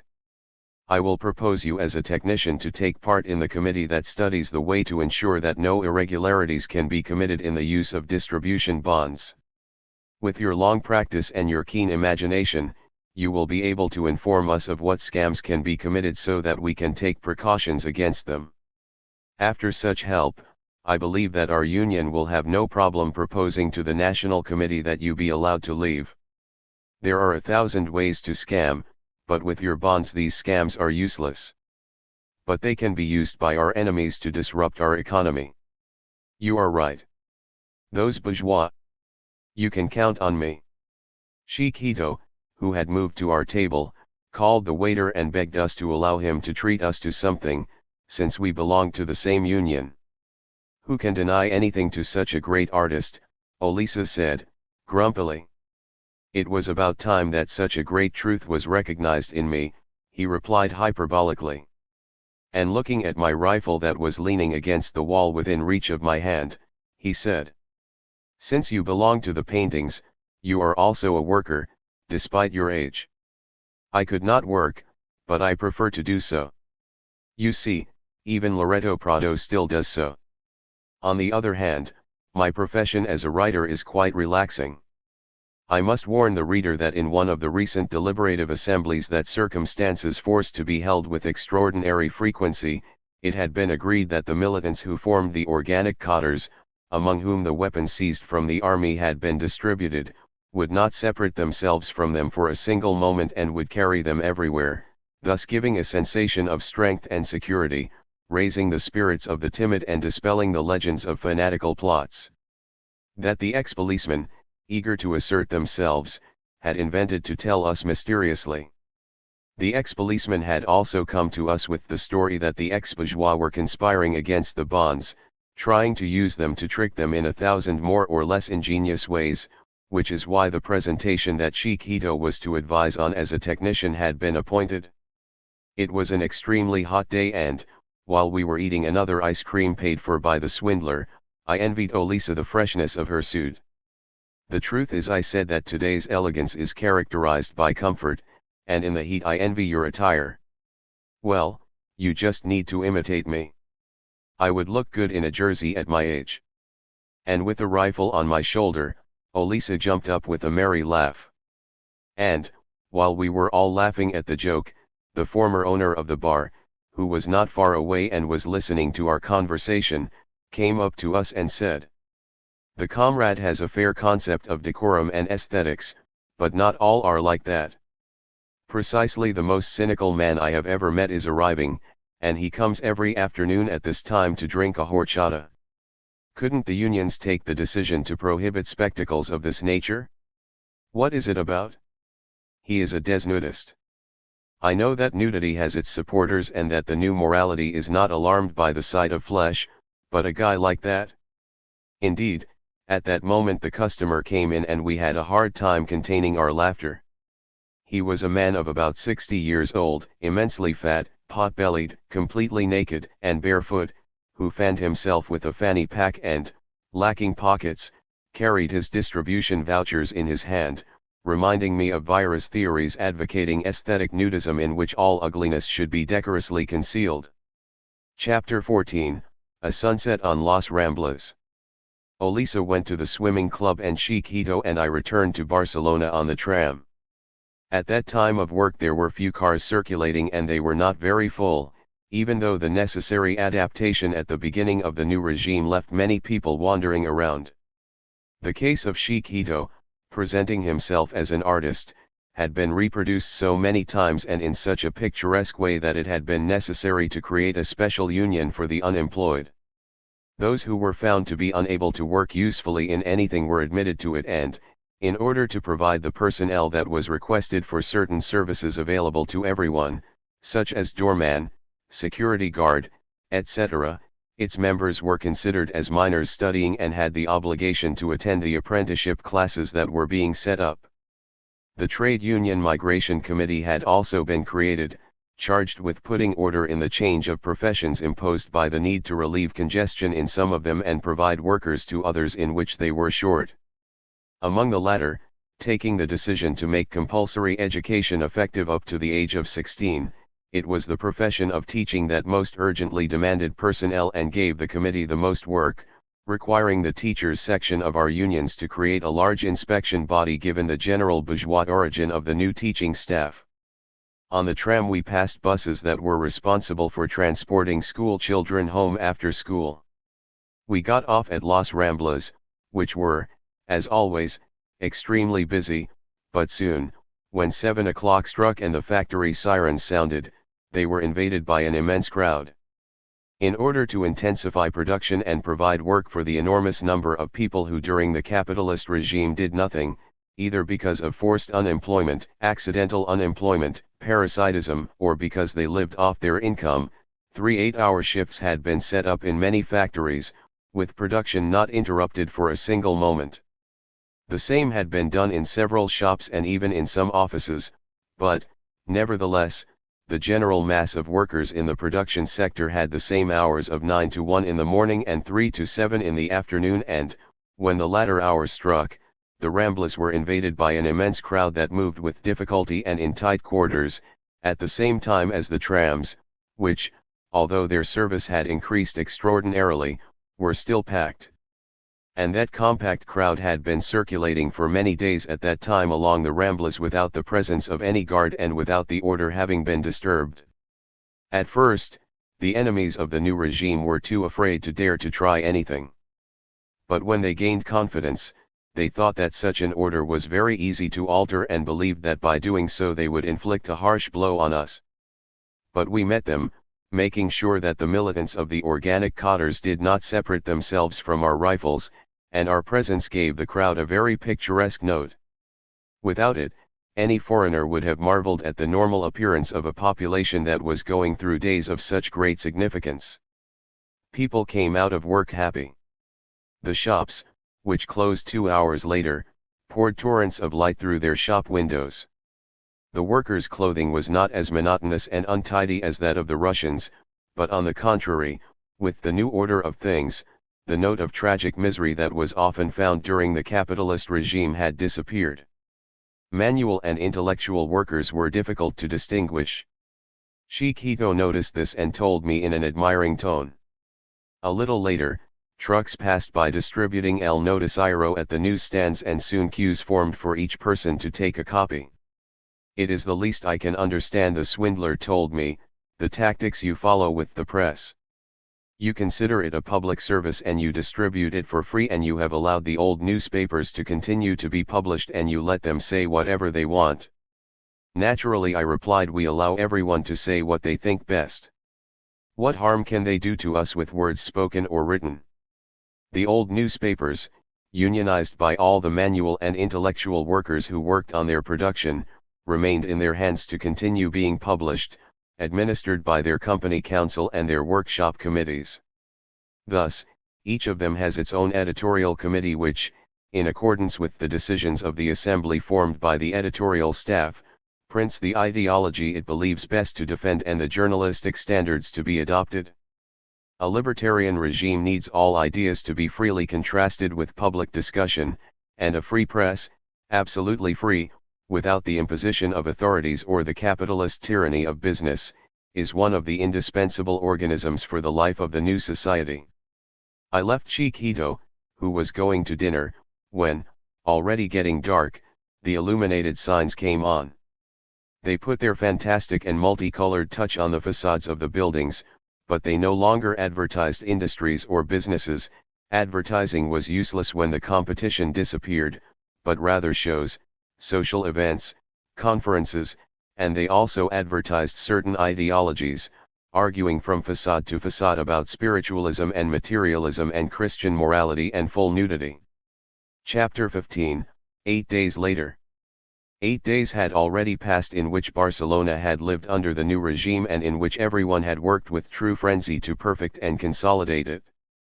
The truly essential thing about the method that we have always advocated and that we were putting into practice is continuity. Starting from the fundamental fact of the disappearance of private property and parliamentary democratic politics, handing power over to the community by deciding by plebiscite and, once this has been done, resuming ordinary life in the same way as the day before, so that the machine can continue to function normally, then gradually introducing the successive reforms imposed by the new order of things.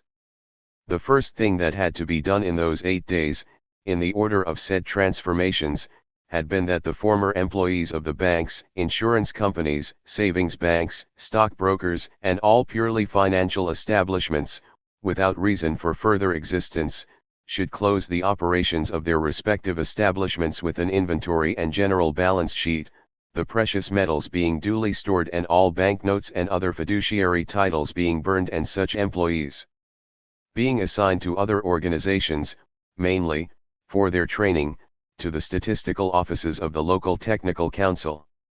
We had to mobilize some of the organizational cadres to get the judges and magistrates to evacuate what they call the Palace of Justice and to get the prison employees to let the comrades they had locked up out into the street.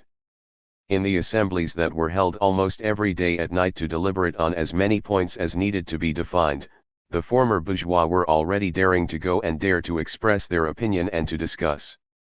The most difficult question was that concerning positive religions. But the overwhelming majority of our people ended up prevailing. Our union of intellectuals was the one that had gathered the most ex-bourgeois and personnel who, without being bourgeois, were infected by its ideology, and the discussion of the tolerance of religious cults was a hard-fought battle in its assembly in which I took part trying to maintain the prestige of our union. The opponents of my thesis stoned me with the word freedom and the noun tolerance. I argued that it cannot be tolerated or freely permitted to deceive oneself by affirming what cannot be proven. However, so many Phrygians had joined our ranks that the resolution of our assembly was overwhelmed by that of the other unions of manual workers who unanimously opposed the vote of their numerous voters, and the practice of religion was prohibited. 8 days had passed and the civil guard was still locked in its barracks, neither surrendering nor agreeing to negotiate.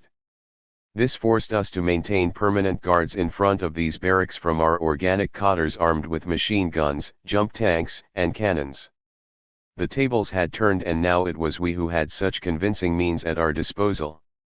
During those 8 days we had been learning with great excitement about the progress of the movement throughout Spain. Every morning after breakfast I read the Soli from cover to cover, which, not having to fight with financial difficulties or with the persecution of the authorities, had become a magnificent newspaper that was generally preferred and that had a circulation of 200,000 copies. From Madrid we received detailed news by telephone about everything that was happening, transmitted with the consent of the government, which realized that it was impossible to prevent such news from reaching us and that it was interested in receiving it from all over Spain as well. Trains also entered and left Madrid, although without passengers, but with merchandise. The usual suppliers of supplies continued to send everything Madrid needed to consume and collect the amount, according to instructions from the National Committee, the money being destroyed, which did not worry the dictatorial government because it had in its possession the plates to print the banknotes and did not care much about resorting to inflation. During those 8 days, the most complete order had reigned throughout Spain and work had been done everywhere. However, in some localities, it had taken longer for the soldiers to revolt than in Barcelona, while in the rural districts the civil guard had been disarmed from the first moment. The great Chiquito had already been informed before the committee in charge of dictating the rules that could prevent all fraud in the use of the vouchers, and it had been proposed to a local plenary session that these should be attached to a matrix that the user should keep and return in order to collect the following week's voucher in exchange for it, and that for all payments the divisional voucher should be detached from the matrix in the sight of the person collecting it, the loose vouchers detached from it being worthless. In this way, the distributor clerks were prevented from spending the vouchers collected. An inspection service was also set up, authorized to visit any establishment at any time and carry out an approximate inventory, with a view to preventing the employees of the distribution company from taking the goods home. Chiquito was not only allowed to cross the border, but was sent there as an undesirable person accompanied by 2 militants. Although what was happening in Madrid was so serious, we were not as concerned about it as the attitude of the foreigner towards our movement. The news that the press gave us was full of expectation. Everywhere our exploit aroused the enthusiasm of the proletarian masses and the fear of the bourgeoisie and the politicians, but it seemed that they would not dare to intervene and attack us for fear that a revolution would break out at home. Everywhere the bourgeoisie was impatiently awaiting the failure of our movement, a hope that supported the socialists in Madrid in their attitude, but, as the days went by, our life was developing in perfect order and we were living without the mechanism of the economy suffering any damage. Such hopes were being replaced by panic. Would the dictator have to plaster again? After those 8 days, the National Committee sent a communication to all the regional confederations urging them to hold plenary sessions as soon as possible to decide on the convenience of holding a national congress to deal with the issue of whether a march should be held on Madrid by all the armed militants of Spain to establish libertarian communism there once and for all and put an end to the tyranny imposed by the public force. Chapter 16, Libidinous. That afternoon I went up to walk through the gardens of the old Montjuic exhibition. And this is not right, because they were almost at the same height as my house, on Luis Capdevila Street, but the thing is that I had gone down to eat before. I did so in a cheap restaurant, as usual. Eating ordinary meals in such places, you only have to pay a small amount, corresponding to the hours of work of the department distributed among all the customers, since the meat, vegetables, legumes, bread, oil, butter, coal, and all the ordinary elements of food were taken from the markets and shops without paying anything for them. But when you want to eat extraordinary, delicate things, brains, partridge, lobster, then you have to pay in hours of work the price they are worth in the market, or buy them and take them to be seasoned for you. Anyway, I, who almost always eat things like that, because I don't have a bone in my mouth and I need special delicacies, among which eggs predominate, which are not abundant and are expensive due to the scarce national production, eat every day an amount that takes more or less half an hour of work. That afternoon I went up to walk through the gardens of Montjuic where I ran into an old friend of mine, a guard, with whom I started a conversation. "How are you doing, Mr. Eustaquio?" I asked. "Desperate, Mr. Rizo." "And that?" "Because one does not know what to expect." "What is the matter with you, man?" Before, one was an authority, and now they have told me that I must limit myself to taking care of the plants without worrying in the least about what people do. And what more could you wish for? Your new mission must be much more relaxing. Plants are much more tractable than men. Ah, if only there were only plants. But the fact is that there are plenty of men and women here, and they put on quite a spectacle. And that worries you. I was used to watching over public morality. And if the word morality sounds bad to you, then over decency. And now I am forced to put up with every little scene. You will get used to it, I said, smiling. But I ask myself indignantly why, since there is now absolute freedom, they do not go to Los Ramblas to put on a show. They are wrong not to leave, but there are still remnants of conventional bourgeois modesty. But come on, explain to me what is going on here that bothers you so much. I don't need to explain it to you, it's better that you see it with your own eyes, and then you can tell me if it's not a bitch to put up with it. Let's go see it, guide me. I'll gladly share the bitch with you. Come this way. We went through a thicket and looked out at a clearing where the desnudists showed off their natural lines. Have you seen people fresher? He asked me. Look, Mr. Eustaquio. Why don't you continue to use the familiar form with me? My familiar form is familiar and affectionate, and at this moment I feel infinitely distant from you. This spectacle is magnificent, and, if I didn't remember Vira's theories on aesthetic nudism, or I wasn't aware that naked I would be a mess, I would get naked right now to mingle with these people.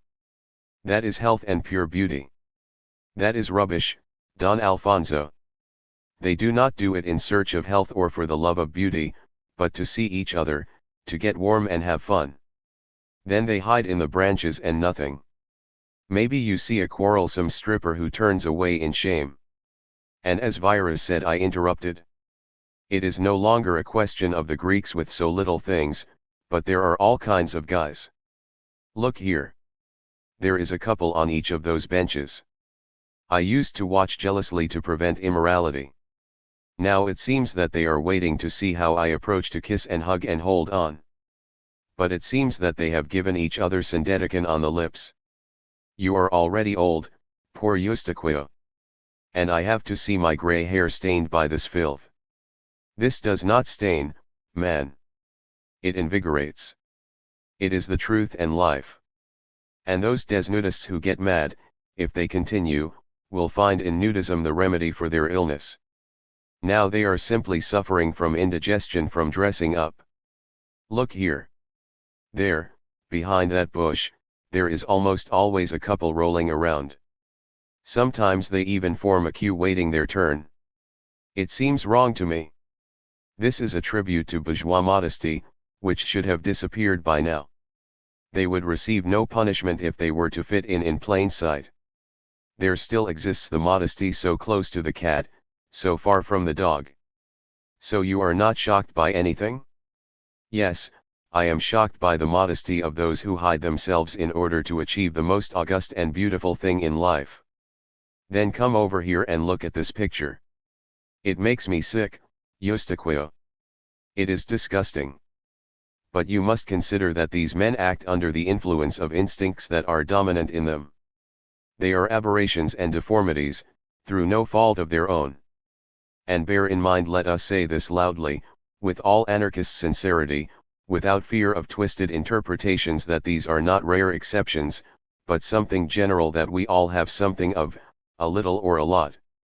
And Tolly France, in On the Immaculate Stone, tells how Zeus had made all the organs of man and woman separately, and that, when he joined them to finish his work, victim of certain liberations that Dionysus made him in jest, he was sadly mistaken, so that every male has something of the female and every female of the male.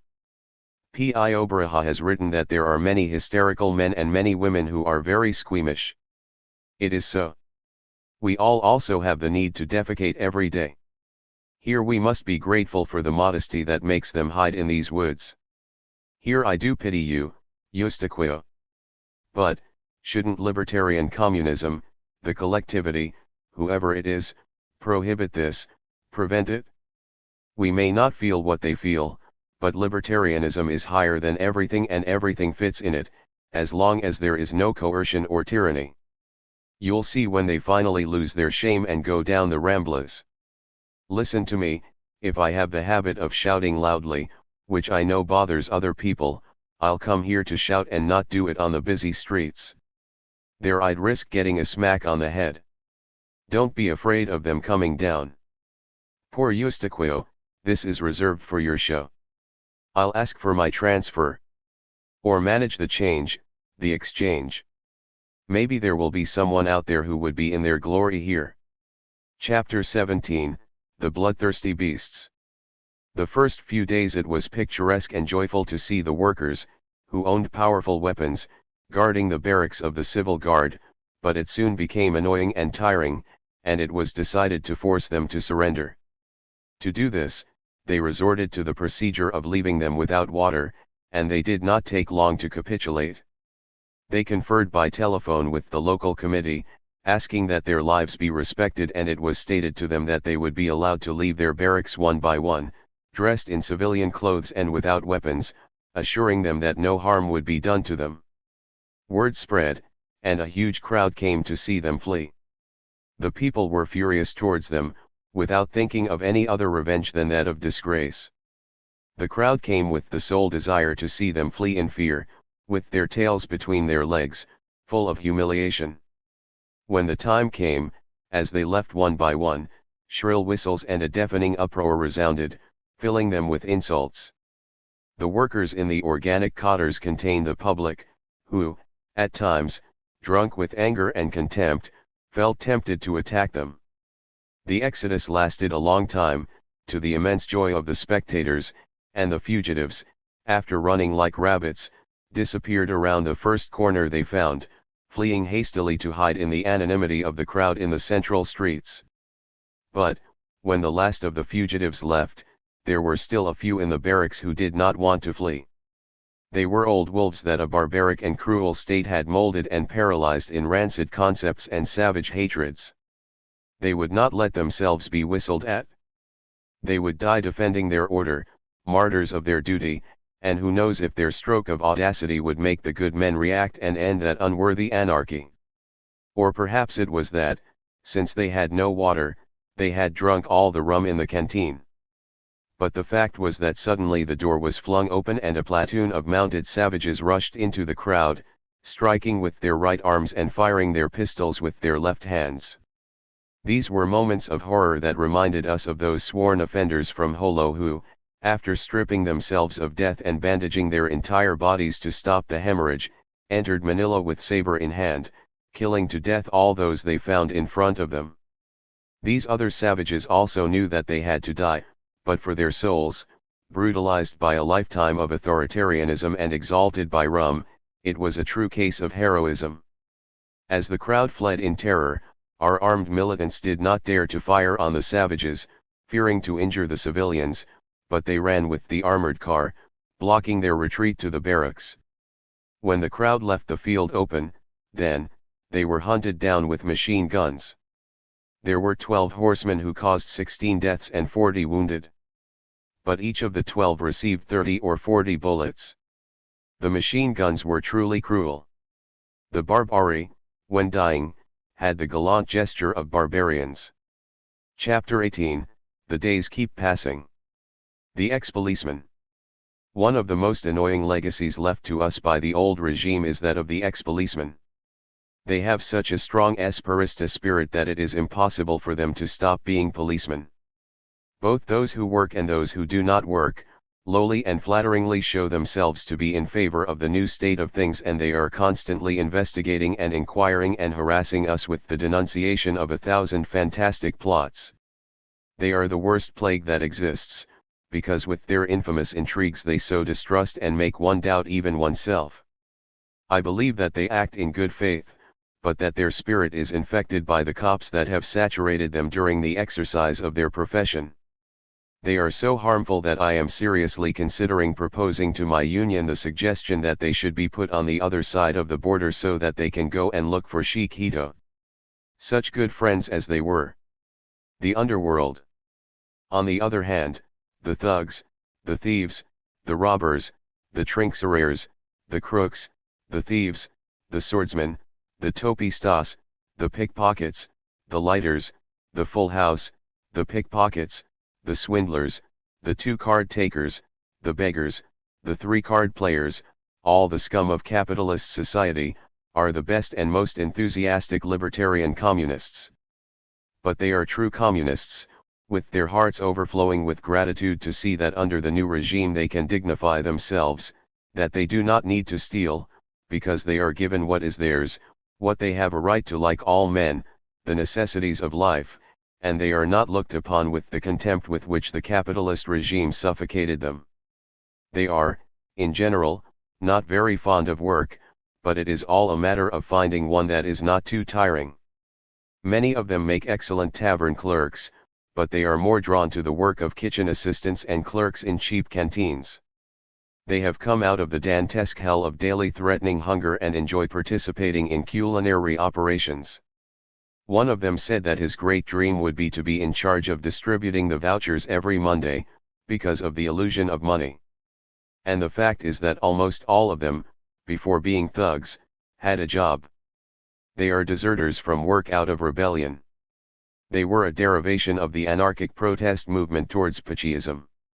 Travel by train. A train ticket must be obtained from the union and consists of an authorization to make the trip, indicating the dates of departure and return. In a very general way, all the unions have interpreted this power to issue permits in a very restrictive way on work days and with great latitude on holidays. On work days only those who claim compelling and urgent reasons in their union travel, such as the illness of a relative, the need for a medical consultation, or to make a certain purchase, and official reasons. For the acquisition of low-value objects in Barcelona, the custom has been established of buying them with the distribution voucher of a Barcelona friend in exchange for the gift of some game, a basket of fruit or some eggs. When it comes to something of high value, negotiations are opened between the two local federations to arrange an exchange with equal hours of work. But on Sundays it is customary to grant permission to whoever requests it, and the trains leave and enter Barcelona packed with passengers. In the whole surrounding region, as far as the round trip can be made during the Sunday rest period, full communism is established, without distribution vouchers, except for a few exceptions. Sunday visitors are received fraternally and almost always invited to private homes with abundant free food.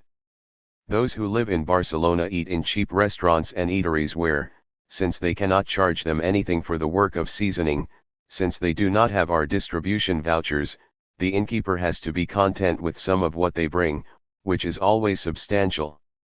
It has already been thought of how interesting it is to relieve congestion in Barcelona, so permission is granted to anyone who requests it to move his residence outside of it, provided that he presents authorization from the local committee of the place where he intends to go, and, on the other hand, there is a lot of haggling over the granting of permission to come here to live, for which it is necessary to satisfy reasons of real weight.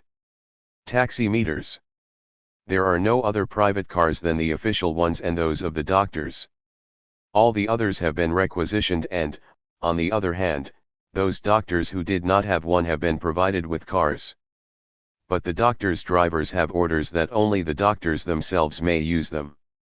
The surplus of the requisitioned cars has been provided with taxi meters and dedicated to free public service. For such service a taxi can be used by the first person who finds it displaying the rental card, without having to pay anything, but with only the right to one trip in which the taxi meter marks 2 pesetas according to the old rate. When reaching that figure, the driver must get out or pay whatever the machine marks at the rate of 0.10 of an hour of work per peseta. In such conditions this is the preferred means of transport, but only chance allows it to be used, because as soon as a car is freed it is almost immediately used again.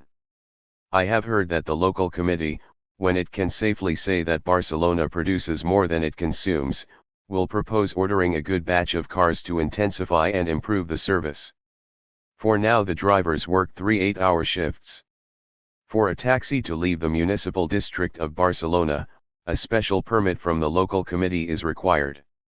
The former police officers have made countless complaints of minor abuses, which are not given much importance.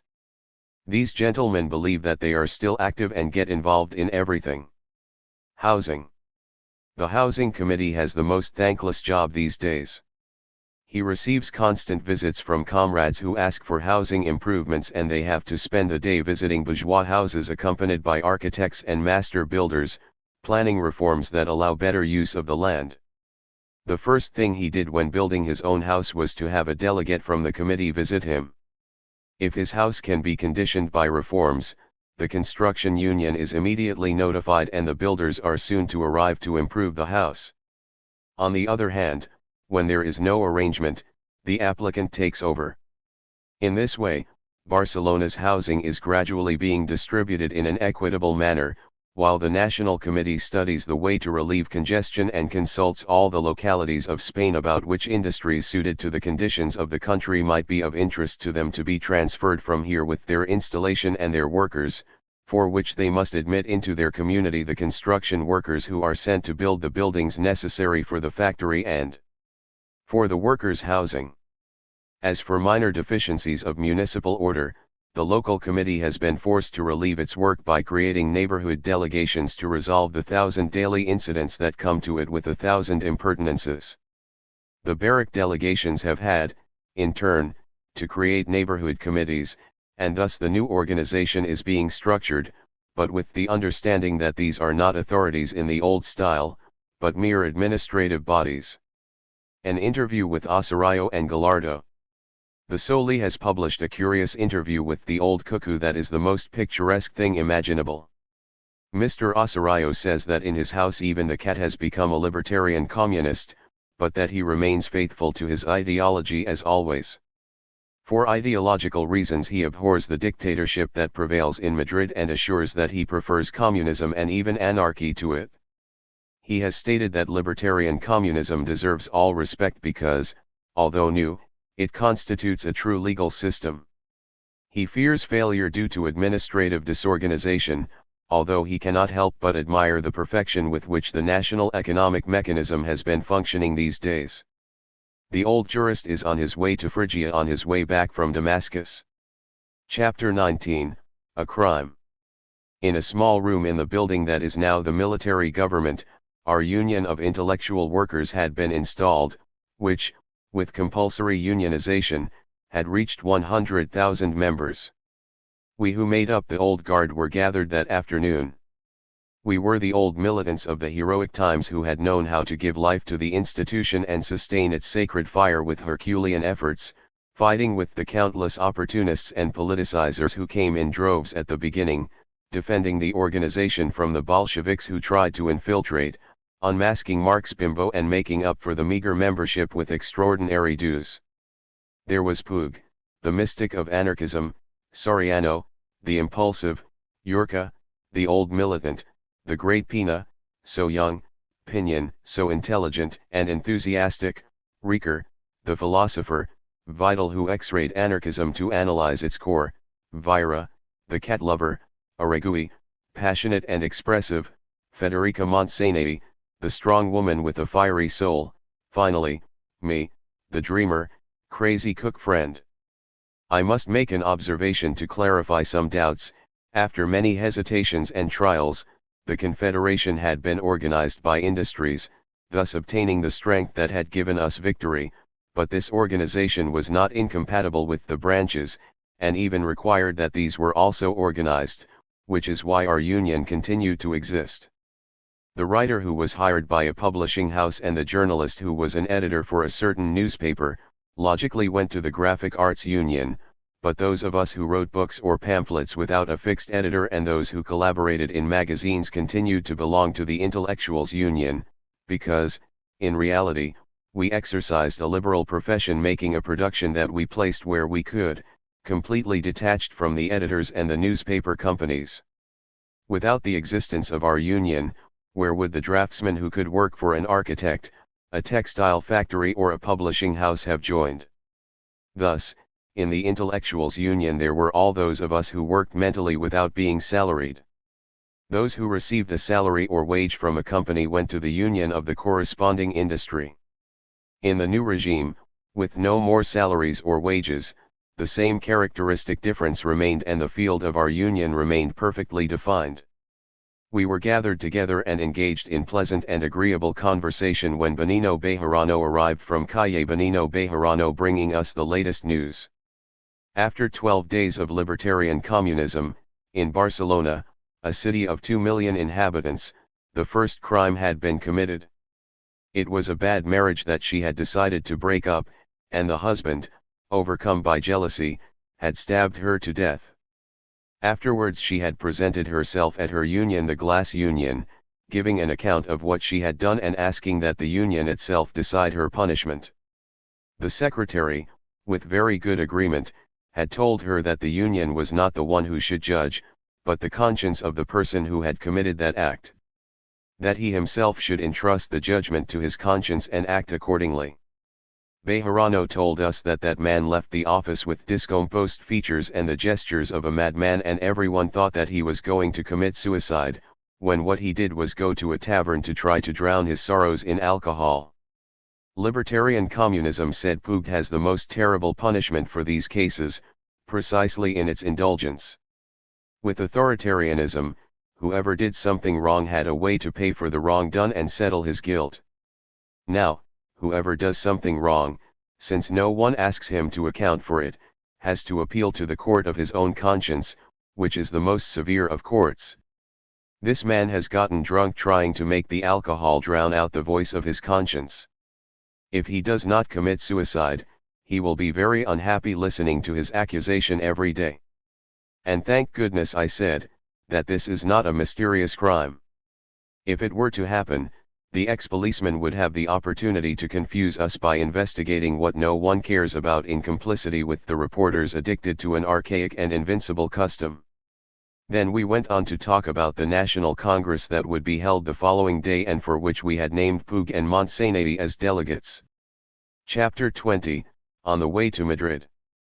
The National Congress, which was held in Barcelona with innumerable delegates who met in the Liço Theatre and were able to understand each other thanks to the use of powerful loudspeakers, was a great event that consolidated the libertarian communist movement, giving it the unshakable basis of the unanimous will of the vast majority of the nation. The National Committee said that the new formula of government had been recognized by the Soviet Republic, which had offered to send us its oil in exchange for steel products, thus resolving a difficult problem of our economy. It also stated that there were no suspicions of hostility on the part of France, which needed to concentrate all its attention on Hitlerite Germany. The delegates were sparing in their use of words and, given the premature nature of the circumstances, it was agreed by acclamation that they would march on Madrid the following day, with half of all armed militants from each locality in Spain camping in its vicinity, with the National Committee authorized to set the date of the attack, which must be carried out against the troops of the state in the event that the latter dared to resist. The operation was expected to last a week at the most, and the attackers would have to provide themselves with provisions for 7 days, each making the journey in the way that seemed best to him. The members of the different organizational cadres would previously agree with their technical committees to meet at a specific place. As can be seen, it was a military operation that had the least possible militarism and, nevertheless, due to the number of attackers and their enthusiasm, it had every guarantee of success.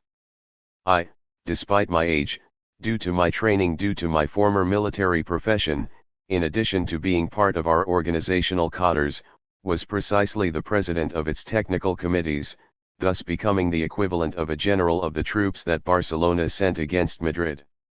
We agreed that each one would go when and how it suited him, and we agreed to meet 4 days later in Alcalá de Henares. The local committee, after consulting a plenary session of the juntas, put all the taxis in Barcelona at our disposal. I left the next day with Comrade Clariana, a doctor for our cadres, in his car. It was a great spectacle to see the roads of Spain continually traveled by a caravan of cars heading to Madrid, in which workers were traveling, equipped with Mauser rifles and abundant ammunition, as well as succulent provisions of food. And all of them were burning with enthusiasm, just like the people who saw them pass by, applauding them. And as we approached the center of Spain, the caravan became denser and the enthusiasm more vibrant. We all greeted each other effusively, full of camaraderie. We were all the oldest militants in each locality, convinced anarchists, soul of the Confederation, almost all of us coming from the heroic times. We asked each other where we came from and asked for news, and we became more and more convinced of our invincible strength. We had been persecuted so much that we had been Herculeanized. Hammer blow by hammer blow, iron is embossed and transformed into a work of art. We had been embossed by our adversaries the capitalists and their auxiliaries of the UGT, and we had managed, despite their will and their inconsistency, to acquire the artistic form of a gigantic and invincible Hercules.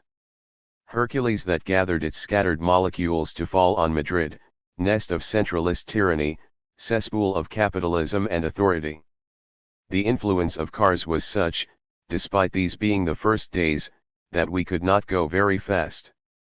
Having left Barcelona before dawn, we could have been in Alcalá, in normal times, at nightfall, but it got dark about 100 kilometers before we reached a village in Alcaria where we could not pass because the engine had a breakdown that could only be repaired, probably during the whole of the following day. Chapter 21, Libertarian Communism of the Village. How glad I was that the breakdown had forced us to stop there. I was glad because I had the opportunity to experience one of the purest manifestations of libertarian communism applied in that insignificant little town in an integral way. We pulled the car off the road and, with our rifle hanging from our shoulder, we got out of the car, pretending to speak to the local committee, asking the first local we found.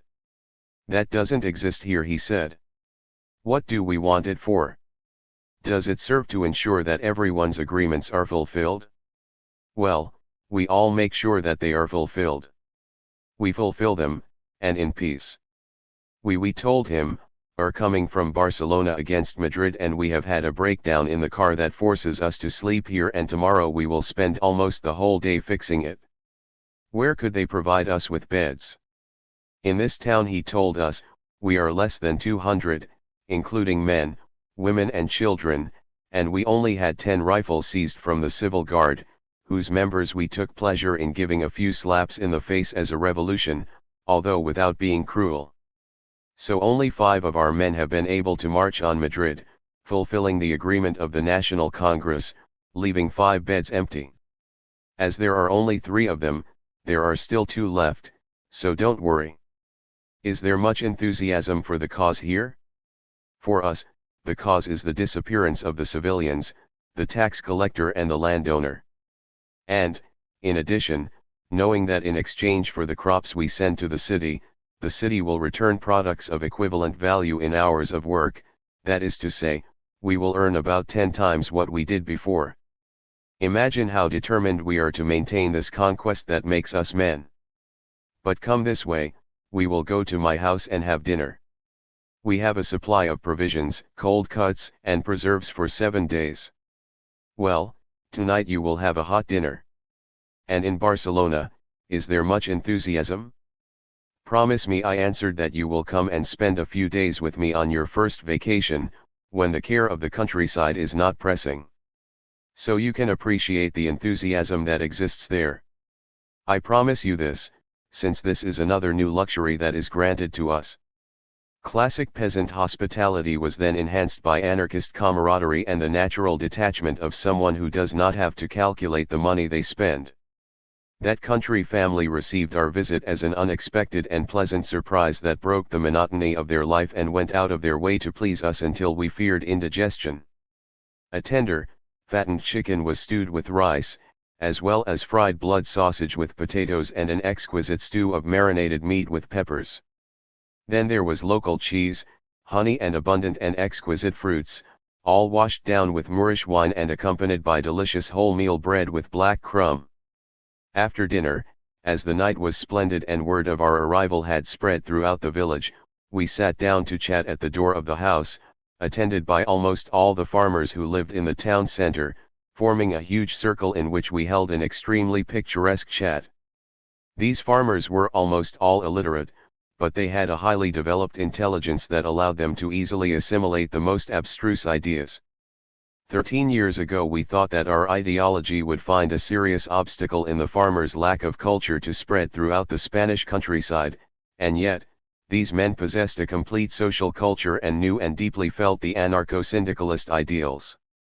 They also easily realized the difficulties that the popularity of the big city represented for the implementation of the new system, and they asked us curiously about the functioning of our economy, frowning with suspicion when we showed them a distribution voucher.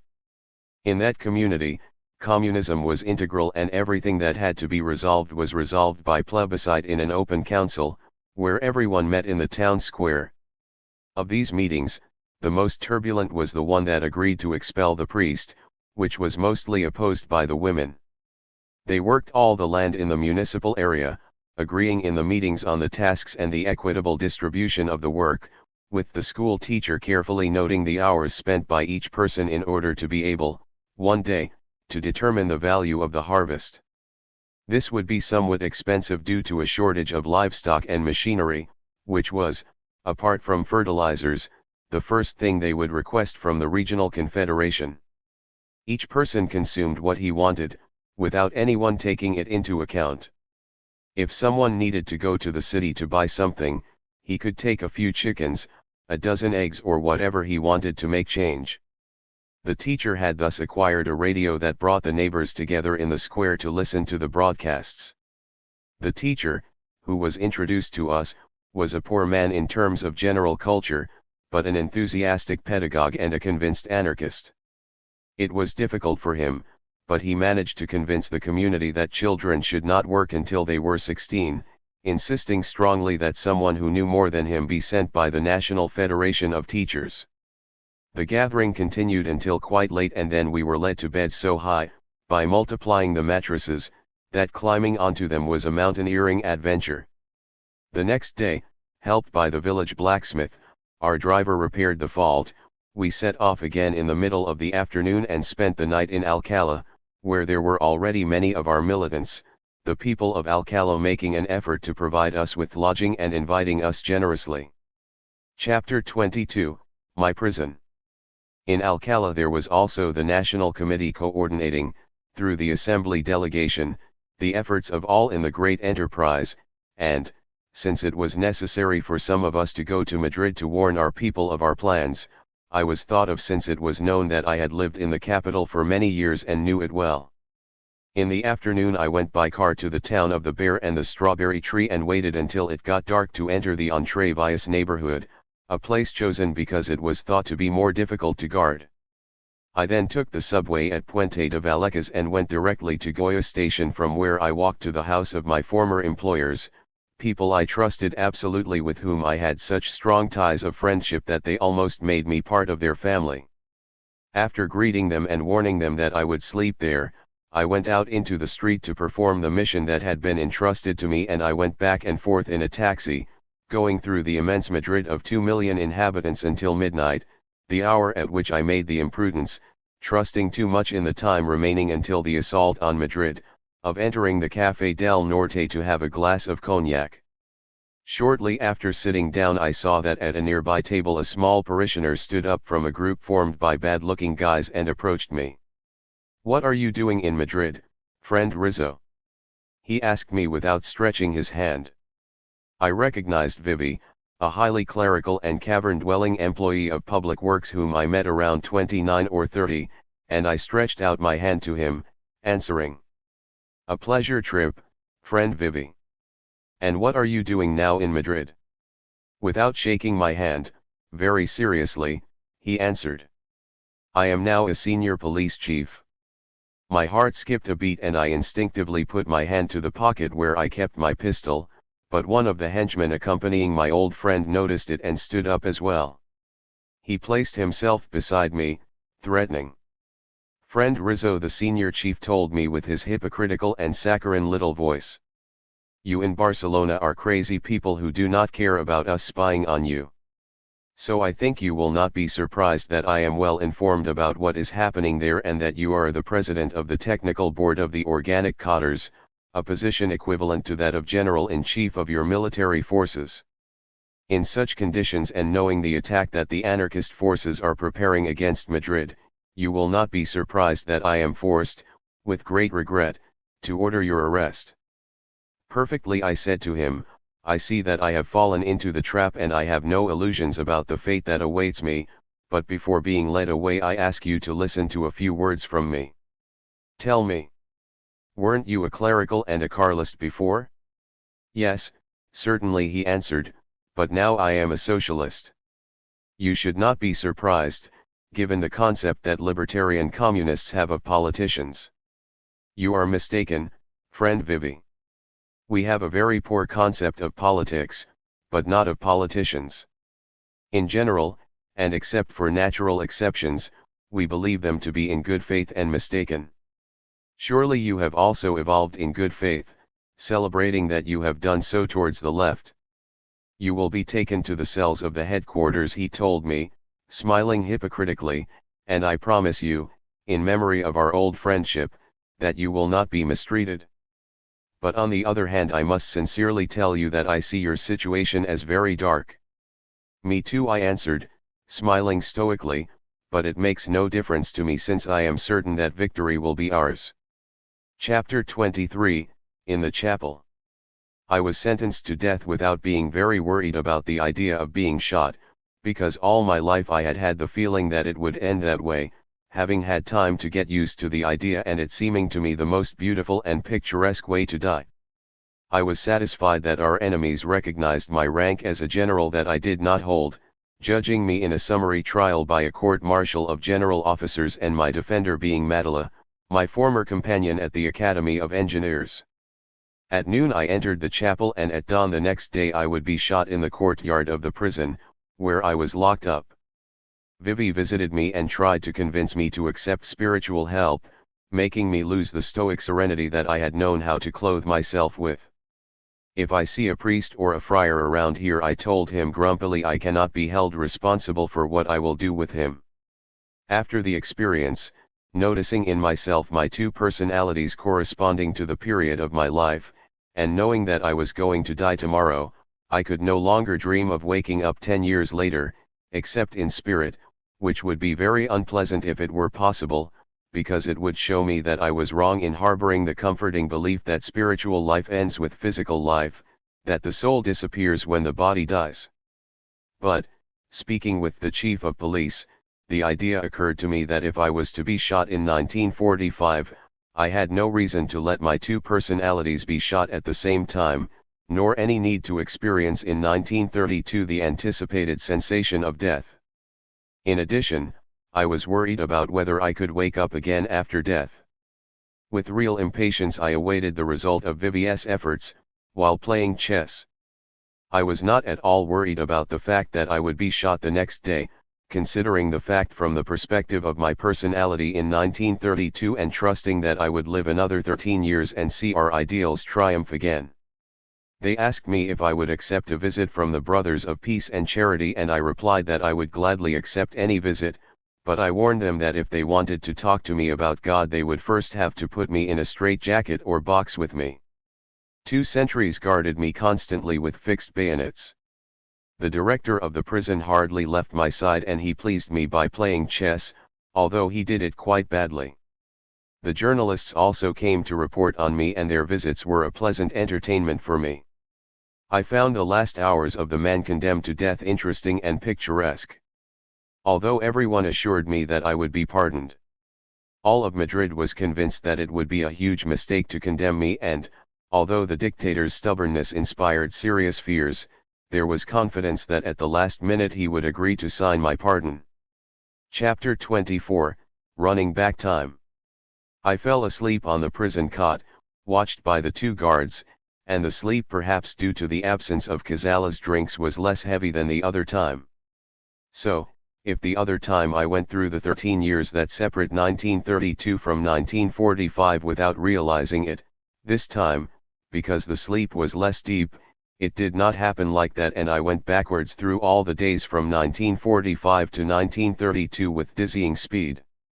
This living in reverse, with today coming after tomorrow and yesterday after today, just as history is synthetic, resulted in an analytical process of life, in which the effects first appeared and later the generating causes that motivated them.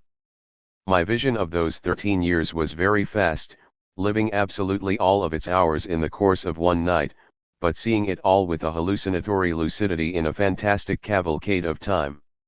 When I tried to stop for a moment, if I looked at the street, I saw how all the people were marching backwards with their gaze fixed on what for them was the future and for me the past, walking backwards and always moving aside with the opportunity to avoid tripping.